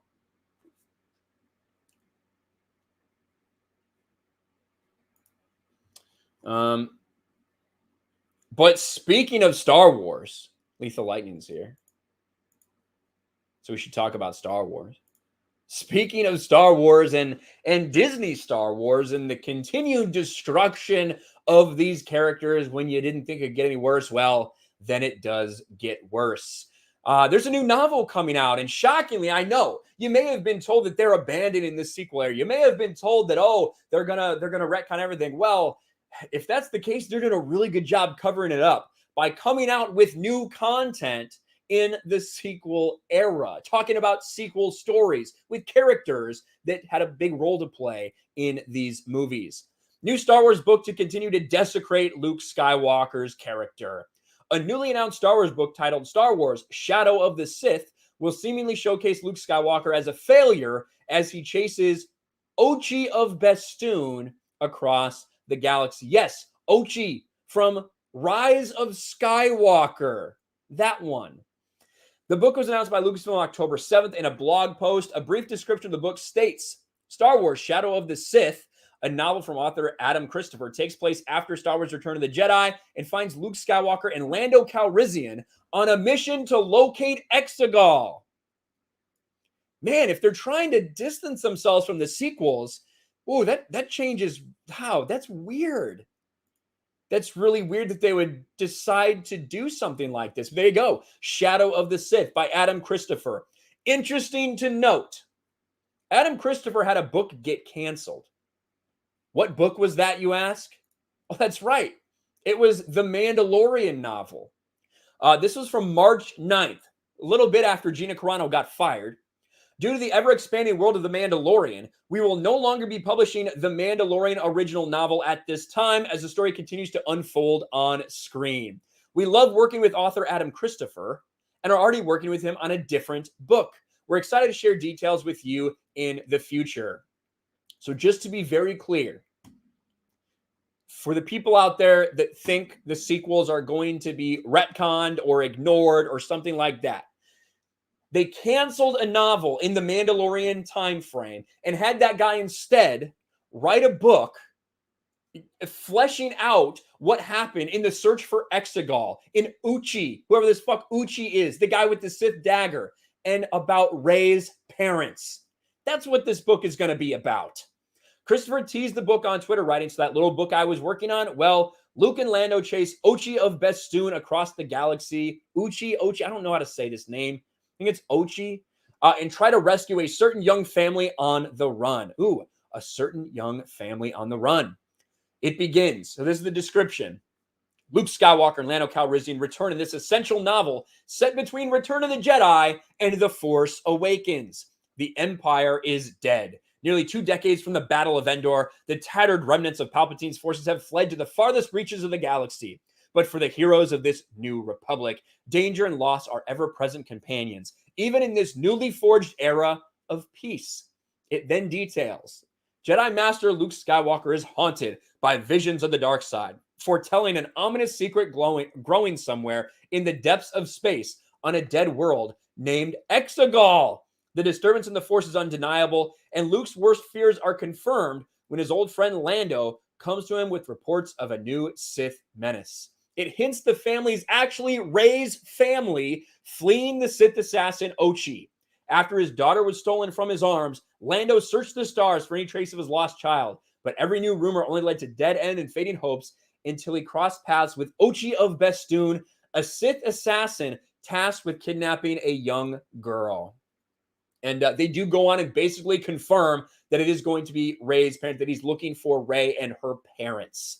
As Ochi hunts Rey and her parents to the edge of the galaxy, Luke and Lando race into the mystery of the Sith's lingering shadow. So this is a story that is not only confirming the existence of Exegol, that Luke Skywalker knows that there is this planet where everyone is hiding, where all these things are happening. He still fucks off and goes to the middle of nowhere anyway. But this is a book, right? This is a book. I've been trying to say this to people for 2 fucking years. They think it's going to happen. They decided to have this author not write something in the Mandalorian universe after Gina Carano was fired, whatever the reason for them changing that, whatever it was, and instead write a book set between Return of the Jedi and Force Awakens that is directly fleshing things out from the rise of Skywalker. This is not the move of a company. This is just announced, right? This is not the move of a company who's planning on retconning the sequels. Okay? So I don't know really what other evidence, what other proof you need other than that. But we do know that yet again, we have another story in this sequel time frame that instead of getting the Mandalorian book, instead of the Filoniverse book, we're getting this book instead. And it's just going to further destroy Luke Skywalker and Lando Calrissian and probably anybody that shows up. This is Disney Star Wars. This is Disney Star Wars. I see Drunk 3PO in chat. What's up, Jay? I'm drinking a lot. There you go.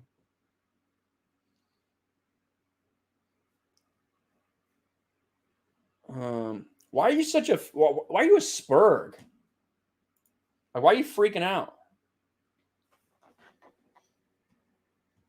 Literally for like 5 minutes, 5, 6, 10 minutes, you're just like spurging out.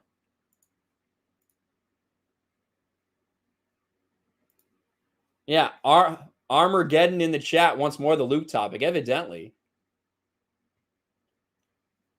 We can talk about that if you want. We could talk about something else Disney Star Wars. Lethal Lightning for Australian $5. I, for one, am excited for Luke and Lando's gay space adventures. Hashtag my Star Wars. Hashtag Luke was always a gay. There you go. This like afternoon soap for bullshit. Castella? Maybe. Maybe they will. Tina Guzman. I don't mind the Star Wars chats. Neither do I. There's not a whole lot Star Wars to talk about, you know. And I guess that's actually not true. There's actually a lot of things. There's just nothing that I fucking care about. Yeah, there's rumors and news every day about the Obi-Wan series or whatever. And like, there's some channels that do a great job of breaking that shit down.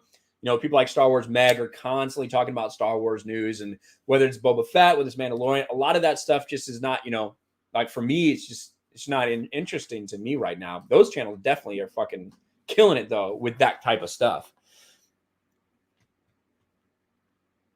But since Armageddon's so mad, since he's spurging out anyway. Since he's spurging out anyway. Where do you go? You want to talk Dune? Now we're going to talk more Disney Star Wars. Now, even though it's very clear, like we talked about, that Disney Star Wars has no interest in retconning the sequel trilogy in any way, shape, or form, I think we all know, if you've been paying attention at all, you have to know that eventually down the line, they're probably going to remake the original trilogy, and they're going to make it in a modern way, a way that makes sense. I don't think all these characters are going to be the same gender or the same race. Disney will make sure of that. And it looks like they're already getting a little bit of that going, according to a new rumor. Lucasfilm to reimagine original Star Wars films as animated movies. And we have all the details coming from that hashtag show. Now, this is just, again, this is just a rumor that's out there from them.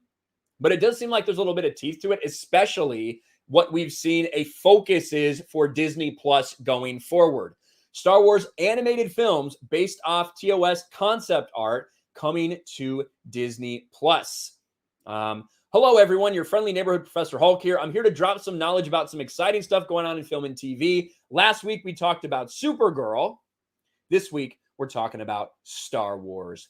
After the success of Star Wars Visions and Marvel What If, Disney is looking to expand its animated offerings. One idea I've heard from multiple insider sources that Disney has had an idea for the past few years of taking Ralph McQuarrie's original art style for the Star Wars trilogy and reimagining it with that aesthetic, keeping some changes to characters in as a way to show an alternative take on Star Wars and pay homage to McQuarrie, whose art style helped define the visuals of a galaxy far, far away. Now, if you have paid attention to Star Wars and like looked into the making of Star Wars, you realize that the plans changed drastically between the first, second drafts of Star Wars and eventually what we got. And a lot of those names were carried forward, like the name Star Killer, right? Which was later obviously turned into a character from The Force Unleashed. Like things like that continued on. They were changed. They were altered in different ways. And Star Wars became what it was. This looks like they're going to take some concepts from those kind of original drafts and from Ralph McQuarrie's original artistic renderings of those things and turn it into potentially an animated series. Currently, the writers are writing an outline for all three films that will be familiar to longtime fans, but we'll see some deviations to the story as a basis of these three films. Only in the original second draft of what would eventually become Star Wars A New Hope. Originally titled Adventures of the Star Killer, Episode 1, The Star Wars. The draft was starting to take shape, but some elements of the original film were wildly different. One of the bigger changes sees Luke Skywalker, now a character called Deke Starkiller, who instead of a young man seeking adventure is an established Jedi and captain of the Rebel starfighter attacked during the opening scenes of A New Hope. While the first film's already written as based on a draft of A New Hope, it said the other two films will blend elements of that second draft while keeping things familiar in regards to what happens at Empire and Return of the Jedi. The writers are currently working on scripts that blend these elements together in a way that will be familiar yet fresh. As it's a reimagining, don't expect the cast to lend their vocal talents. However, there will be some audio cameos from actors in the Star Wars universe. Project still in early development. Now, I don't know how much I believe of this rumor, but the principle of them going back to things in the original trilogy and trying to tell a different story is something they've already done. It's something they've already said they have interest in doing. The novels from a different point of view, or from a certain point of view, from a certain point of view, they already do that. They are already retconning things in the original trilogy, in the books, in the comics. I fully believe that after George Lucas dies, maybe about 15 years from now, we will see a full-fledged reboot. We're going to see them do episodes 1, 2, and 3, 4, 5, and 6 over again. They might end up doing the sequels then too, but I fully think that will happen because that's what Disney does. They literally they're remaking now in live action animated movies that they did in the 90s. Like that's their thing. They don't have creativity. They're just going to go and they're going to bastardize things. They're going to revamp them a little bit and they're going to put it out. So this is kind of just the beginning of that. We're going to have these kind of alternate what if takes from Ralph McQuarrie's original concept art and the first couple drafts of Star Wars.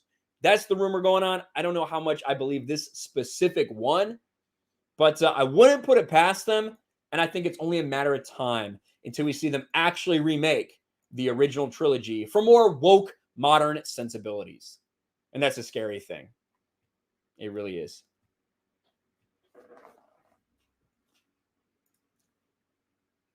Yeah, I know.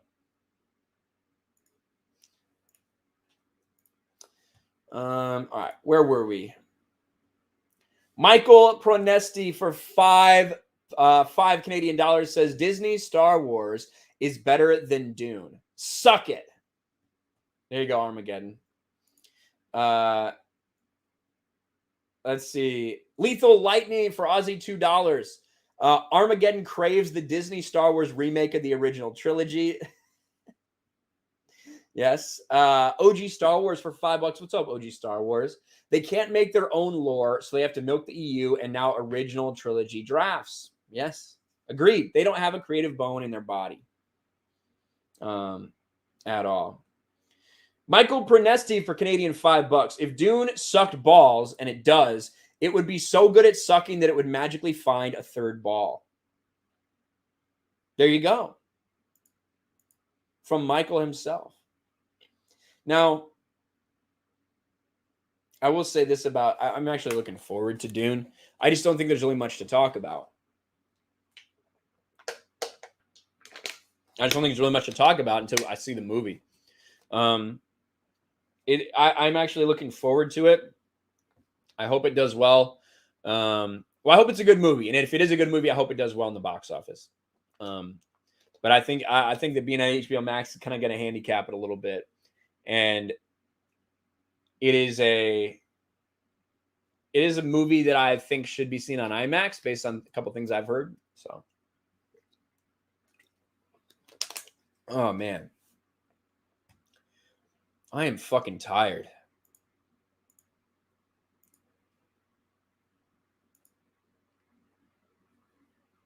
Dune is only going to be... Is it going to be an introduction? Oh, no. Timed out. What did he say?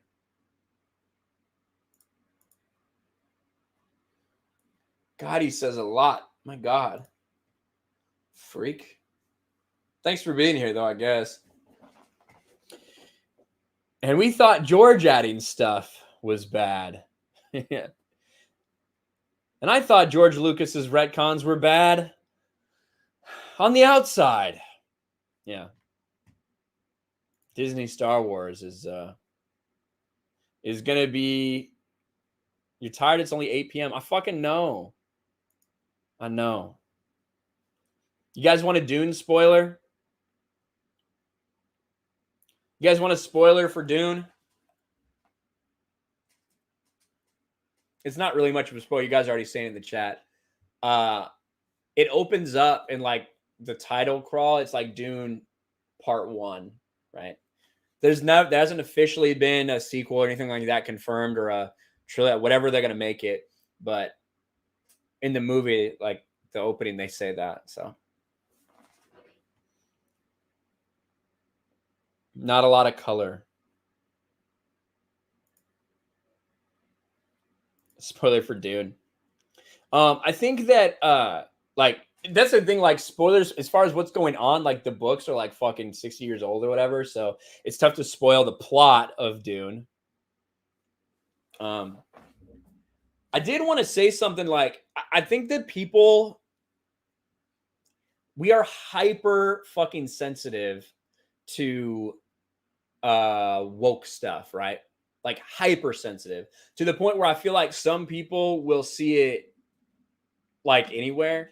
And with Paul, like the character of Paul Atreides, which I forget the actor's name, Timothy Chalamet or whatever, however you say it. People are like, oh, another soy boy. Look, he looks like a soy boy. He doesn't look like a hero. Like in the book, like Paul Atreides is small. He's a tiny guy. Like it's preventing this potential future that he could have. That is really like the catalyst behind it all. But to me, like that's like off the fucking page, kind of what he should look like. So I think sometimes we get so caught up in stuff like that maybe we forget that there are stories with people that look like that, and stories that are beloved with people that look like that. Now, I think if they do any future movies, he will need to bulk up for the role. But, you know, that just is what it is for now.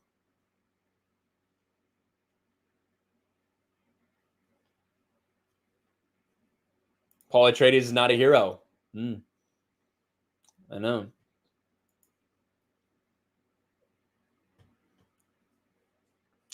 See, I kind of don't want to talk. I guess there could be spoilers because a lot of people haven't read the books. But that's what people like. People think, oh, this guy's supposed to be the hero of this, right? He's a white savior, says someone. Yeah, white savior trope. Dune will lose money, says Michael. What's the budget?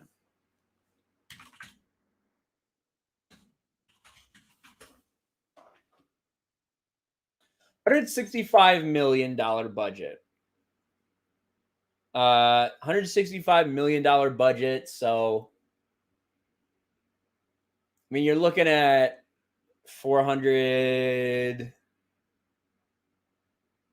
to 425 million, somewhere in there. So we're talking about potentially breaking even on Dune.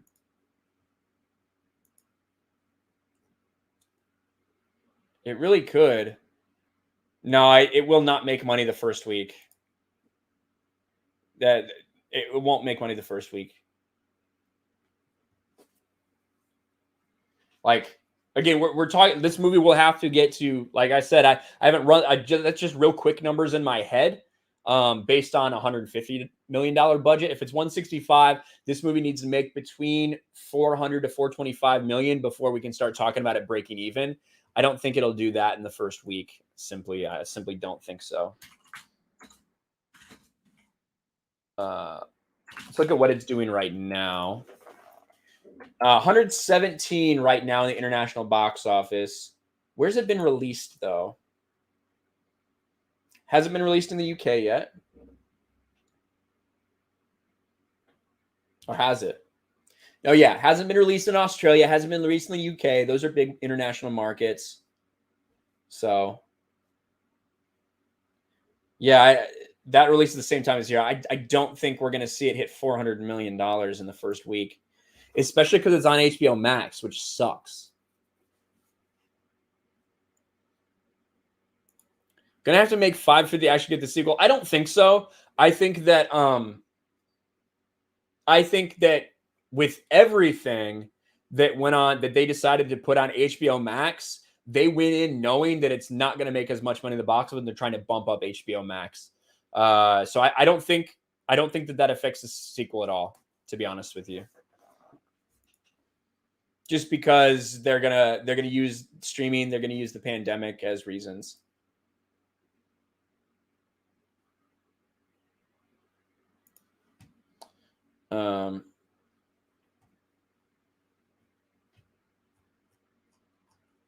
$900 million would be crazy.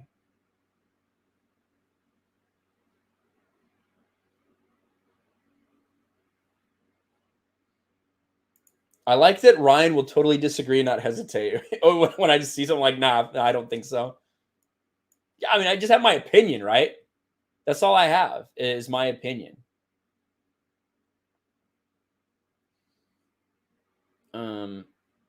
Evan Sears says, how do you think Marvel's Eternals will do? I think it'll do roughly the same as Shang-Chi. Should we talk about, let's talk about Shang-Chi real quick. I want to talk about Shang-Chi because listen, I have an admission to make about Shang-Chi. Shang-Chi and the Legend of the Ten Rings. I'm here to tell you guys that Shang-Chi and the Legend of the Ten Rings is an absolute triumph because Shang-Chi broke even. Shang-Chi broke even, guys, which is really the end goal for every single Marvel MCU movie. And because it broke even, because it is now made approximately $5 to $10 based on its budget, based on its marketing, based off the box office cut, it is broke even. What a hero Simu Liu is. Congratulations, Shang-Chi. Congratulations, Marvel. What an absolute triumph. This is the most incredible thing that has ever happened to the MCU. The first Asian person to ever be in a movie ever. And they actually made $5. Inspirational. Thank you, Kevin Feige. Thank you, Simu Liu, for opening our eyes to the greatness that is Shang-Chi and the Legend of the Ten Rings.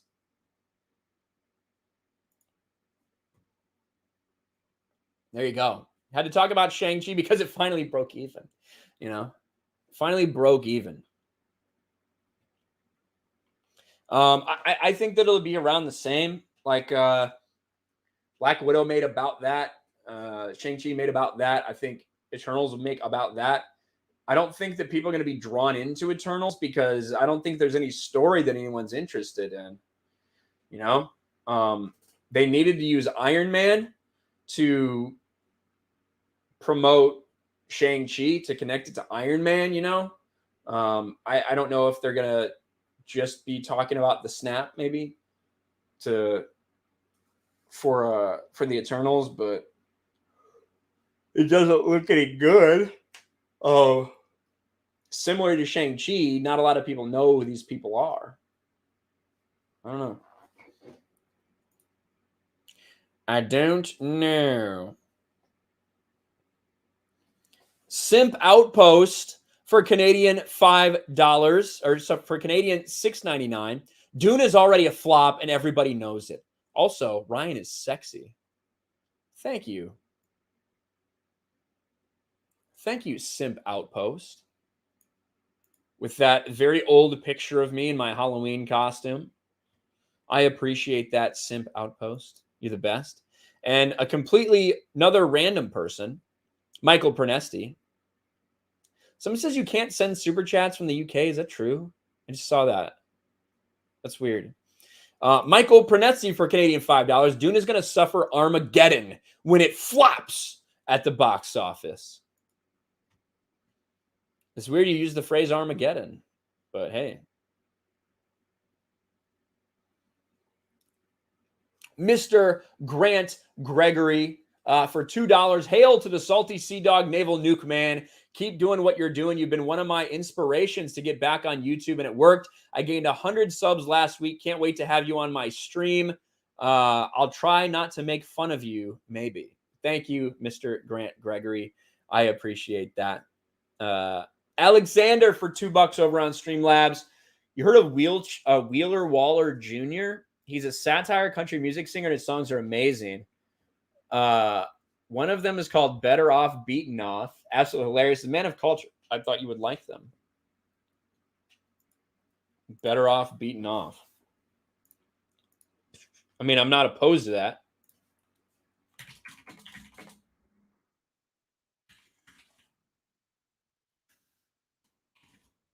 Can I watch it on YouTube?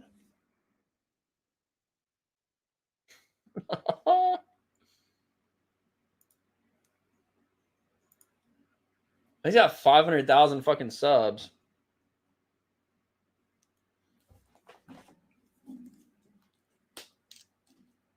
Hope he doesn't copyright strike me or something, Wheeler. We can like do a little reaction, maybe listen to a little bit of it. Redneck shit. It's just called redneck shit.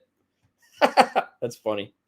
It's like a nice buckle he's got, the stereotypical outfit. Let's see what this is.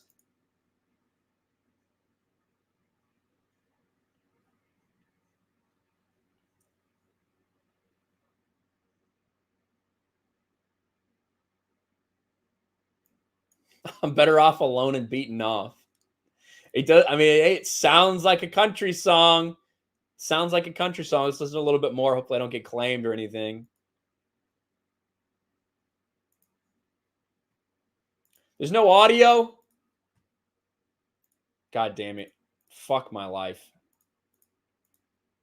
You guys didn't even get to hear that.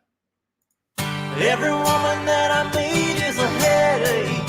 Spends my money and it ends in heartbreak. See no reason to repeat my mistakes. I'm better off alone and beaten off. Better off alone and beaten off. There you go. Wheeler Waller Jr. I'm going to have to check that out. I hesitate to play too much of it because a lot of times, I know it's like a parody thing, but he's got a big following. A lot of times these guys have like businesses that protect their fucking copyright and AI bots that scan it and shit. So that sounds funny as fuck though. So I'm going to learn this. So we'll see what happens there. Michael Prenesti for Canadian $50. Dune will flop. I feel like that was made for a certain person.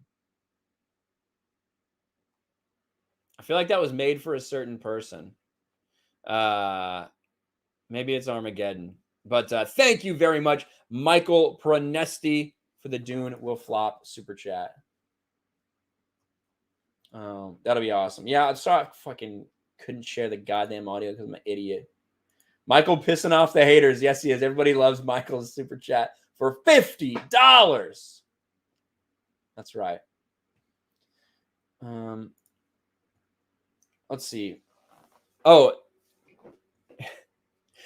he said $5 before. Dune is going to flop and it's going to be a crap film. Armageddon. Imagine just like going everywhere with your fucking caps lock on. Biggles Mets for $2. How many Tim Hortons did he rob? Yes, how many Tim Hortons did Michael rob? He's always going there spending his money. I don't know how many he robbed though. That's a question for him, I guess. I do have a couple things I wanted to plug. One, the T Public, not Teespring. The T Public is people are fucking really buying and supporting these Patriot Outpost stuff, and I really fucking appreciate it, guys. Let me show you really quick. You can get this shirt over there, over on T Public, the Patriot Outpost in basically the red, white, and blue one. That's the one I got that I'm wearing right now. When you do go to these too, there's a lot of different options. I got the tri-blend. I think that this one is just fucking really fucking comfortable. These are fucking sick. But they got V-necks. They got premium shirts. They got ringer T-shirts. They got whatever. You know what I mean? So they got a lot of different stuff. I also like the RK Outpost with the stars. I like the stars one that I was wearing on a couple streams the other day. So if you guys want to support the channel and want to do something other than like a super chat or whatever, this is a great way. You can go to TeePublic. You can do that. Also, I want to promote my Patreon and my locals. Obviously, I was a little bit lax on a lot of those things when I was traveling, like in Boston, because we were so fucking busy. But I'm ramping that back up again. For those of you that are channel members, for those of you that are Patreon members, for those of you that are locals members, you guys get about one video a week. Usually it's just like me in a car, just blowing out steam about something, talking about something that I don't really feel like I need to make into a video, but I kind of just want to talk to you guys about. And I know people like to support in different places. So whether it's easier to be a channel member, Patreon, locals, whatever, I appreciate all of it.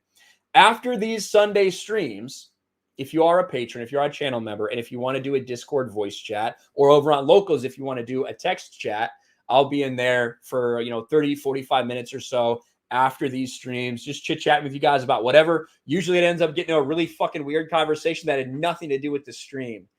But either way, if you are one of those people and you don't have access to the Discord tier or whatever, please let me know so I can get you the access that you need to get in the voice chats and hang out with us. I think those are the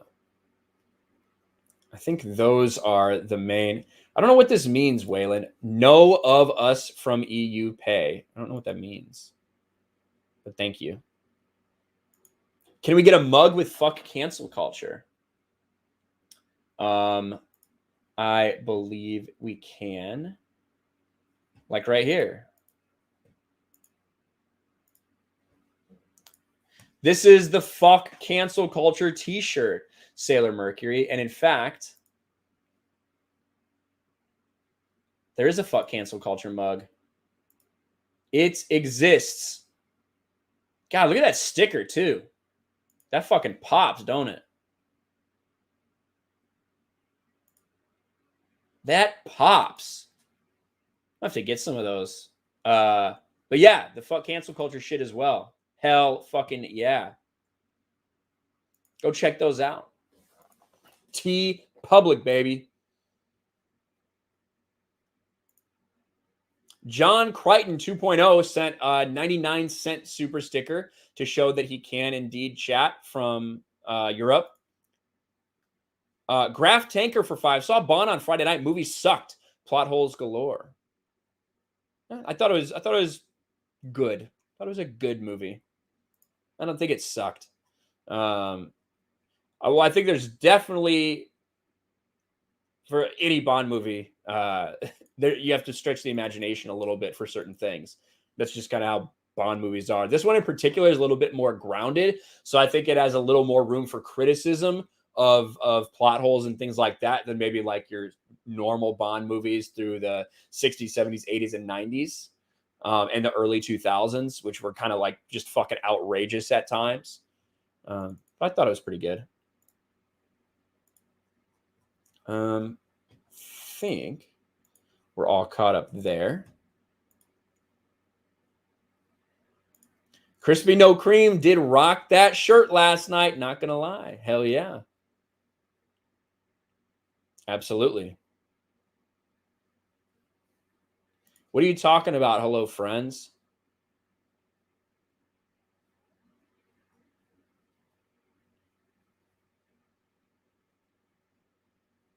Yeah, well, they like to time out people for asking questions. They like to time out people for asking questions because apparently that's racist. I mean, trolling. Don't know what that even means. What are you talking about? What did you say? Basically, unless you're spamming, my mods pretty much don't time out anybody. Right? Like, unless you are, unless you're just spamming the chat with all caps, you're usually not going to get timed out of my chat unless you're one of those fucking sex bots. That's about it. We don't really ban anybody for anything other than that. So I don't know what you're talking about.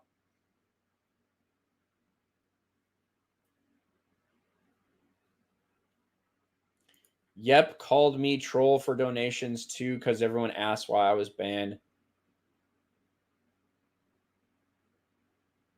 What are you even talking? Are you retarded? I'm asking for real because, like, I need to know. I need to know. Hello, friends. Because I don't really want to like roast you too hard if you're an actual fucking retard. You know, I'm trying to be a better person. You don't call retarded people retards. You call your friends retards when they're acting retarded. I learned that from Michael Gary Scott. So I'm just asking really quick. I'm just asking.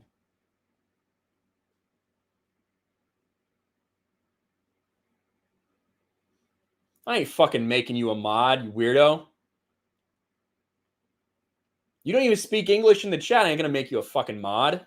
Kidding me? Loose Cannon for 222.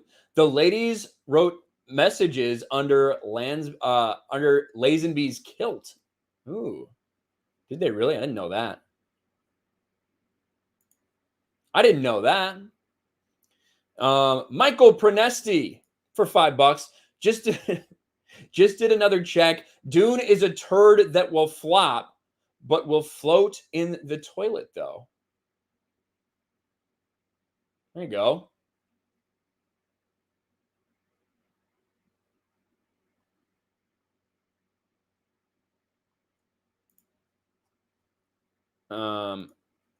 Biggles Mets for $2. The correct term for retards is cowman. Cowman. Shout out to Cowman Plays over on Twitch. Shout out to Cowman. Mike Hill for $5. Did you see that Willy Wonka will be getting a prequel showing him when he was younger? Who fucking wants that?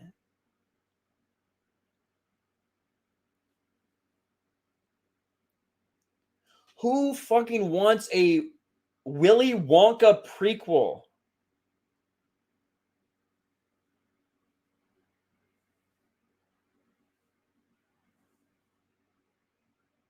I'm asking for real. Like, did anybody want that?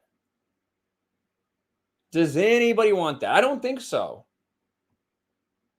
And like, what is the story of Willy Wonka? We want to know how Willy Wonka decided to create this weird magical place for kids to go. Probably got fucking molested. That's probably the actual origin story of Willy Wonka. Let's be fucking real. Motherfucker probably got molested and is trying to recreate a nice, safe place for children. But really, there's a bunch of fucking evil people walking around. You better do what you're told. You're going to get fucked over.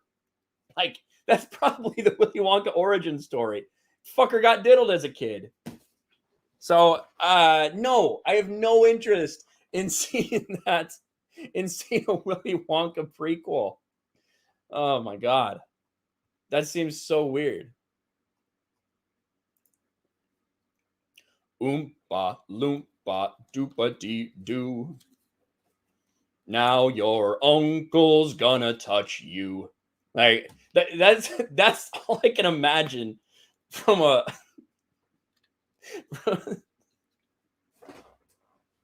from a Willy Wonka prequel.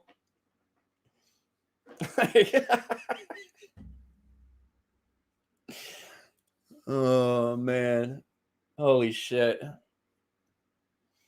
Nerdporial Lifeform's in the chat. What's up, Nerdporial Lifeform?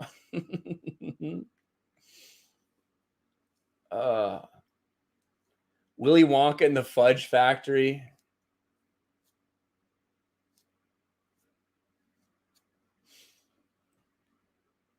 An Oomph Oomph Expendable style movie. Maybe.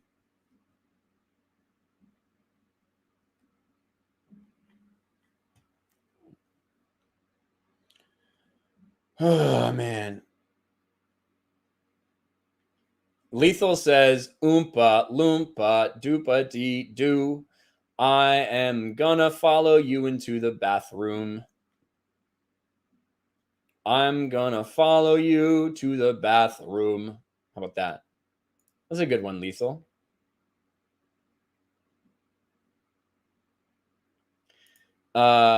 Heath Nation for $2. Willy Wonka and the Fudge Packers. Yeah.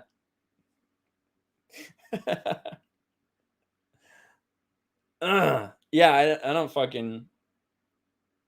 Somebody said to go over his origins a little bit in the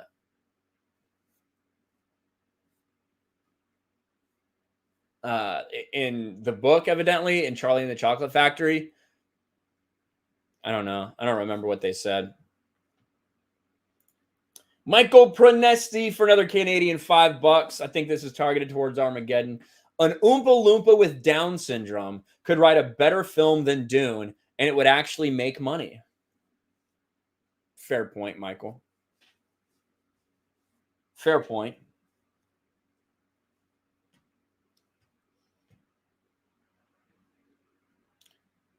Follow you into the loo. There you go. I'm going to follow you into the loo. Stick it in your poo. Everyone's loving Michael fucking roasting Armageddon and Dune. Ryan, Kinel's gonna fart on you. That's a weird one. That's a really weird one. Biden sleeps with Willy Wonka. Maybe. Sneakier Snack. I don't know who Michael Pronesti is, but the more he talks, the more I like him. Well, he is Canadian. Now, every time I see any Canadian super chats, I think it's fucking Michael in a fucking alt account. I assume all Canadians know each other because I think there's only like 60 of you.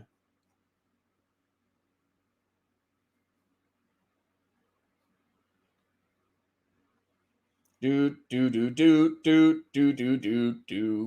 Oh, that's just going to be my head forever now. Biden's going to sniff you. Yeah. All right, guys. Well, I didn't expect to get caught on a Willy Wonka fucking getting molested tangent, but you never know where the stream's going to take us, and that's where it took us tonight. Let's see. You know what? So Geeks and Gamers, we would normally do a Mario Kart stream. Normally we would do our Mario Kart streams every Sunday. That's not going to happen tonight. One thing that I do know is going to happen is that the person you see in the chat, My Nerdy Home, is going to be doing her Mario Kart stream tonight, which she'll do at some point. So if you need a Mario Kart fix, if you're like Lethal Lightning, who's sworn off Mario Kart, except he plays it every fucking chance he gets, even though he says it's gay and says Nintendo's for losers, he plays it all the fucking time. So if you're like him, right?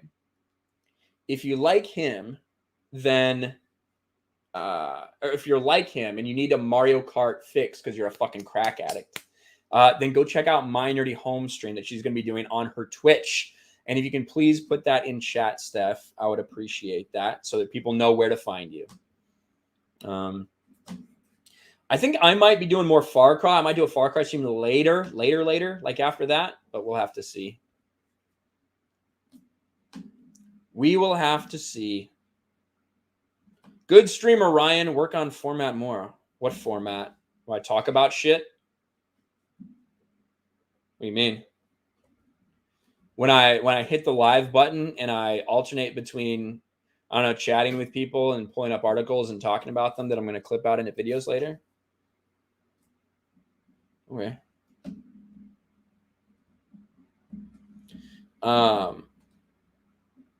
Hope you have a good week. Thank you very much, Guts. Have like 3 reading things, says Fing Book. Like 3 articles to read or 3 people reading articles? I think I did have a decent amount of, I did have like 3 articles. But anyway, I will keep that in mind. Thank you very much. And I'm going to send you guys out with a little RK3PO. I will talk to you guys later. Peace. Are you ready? Here it is, the moment you have all been waiting for, soon to be the biggest show in the world. Fucking Boomerang!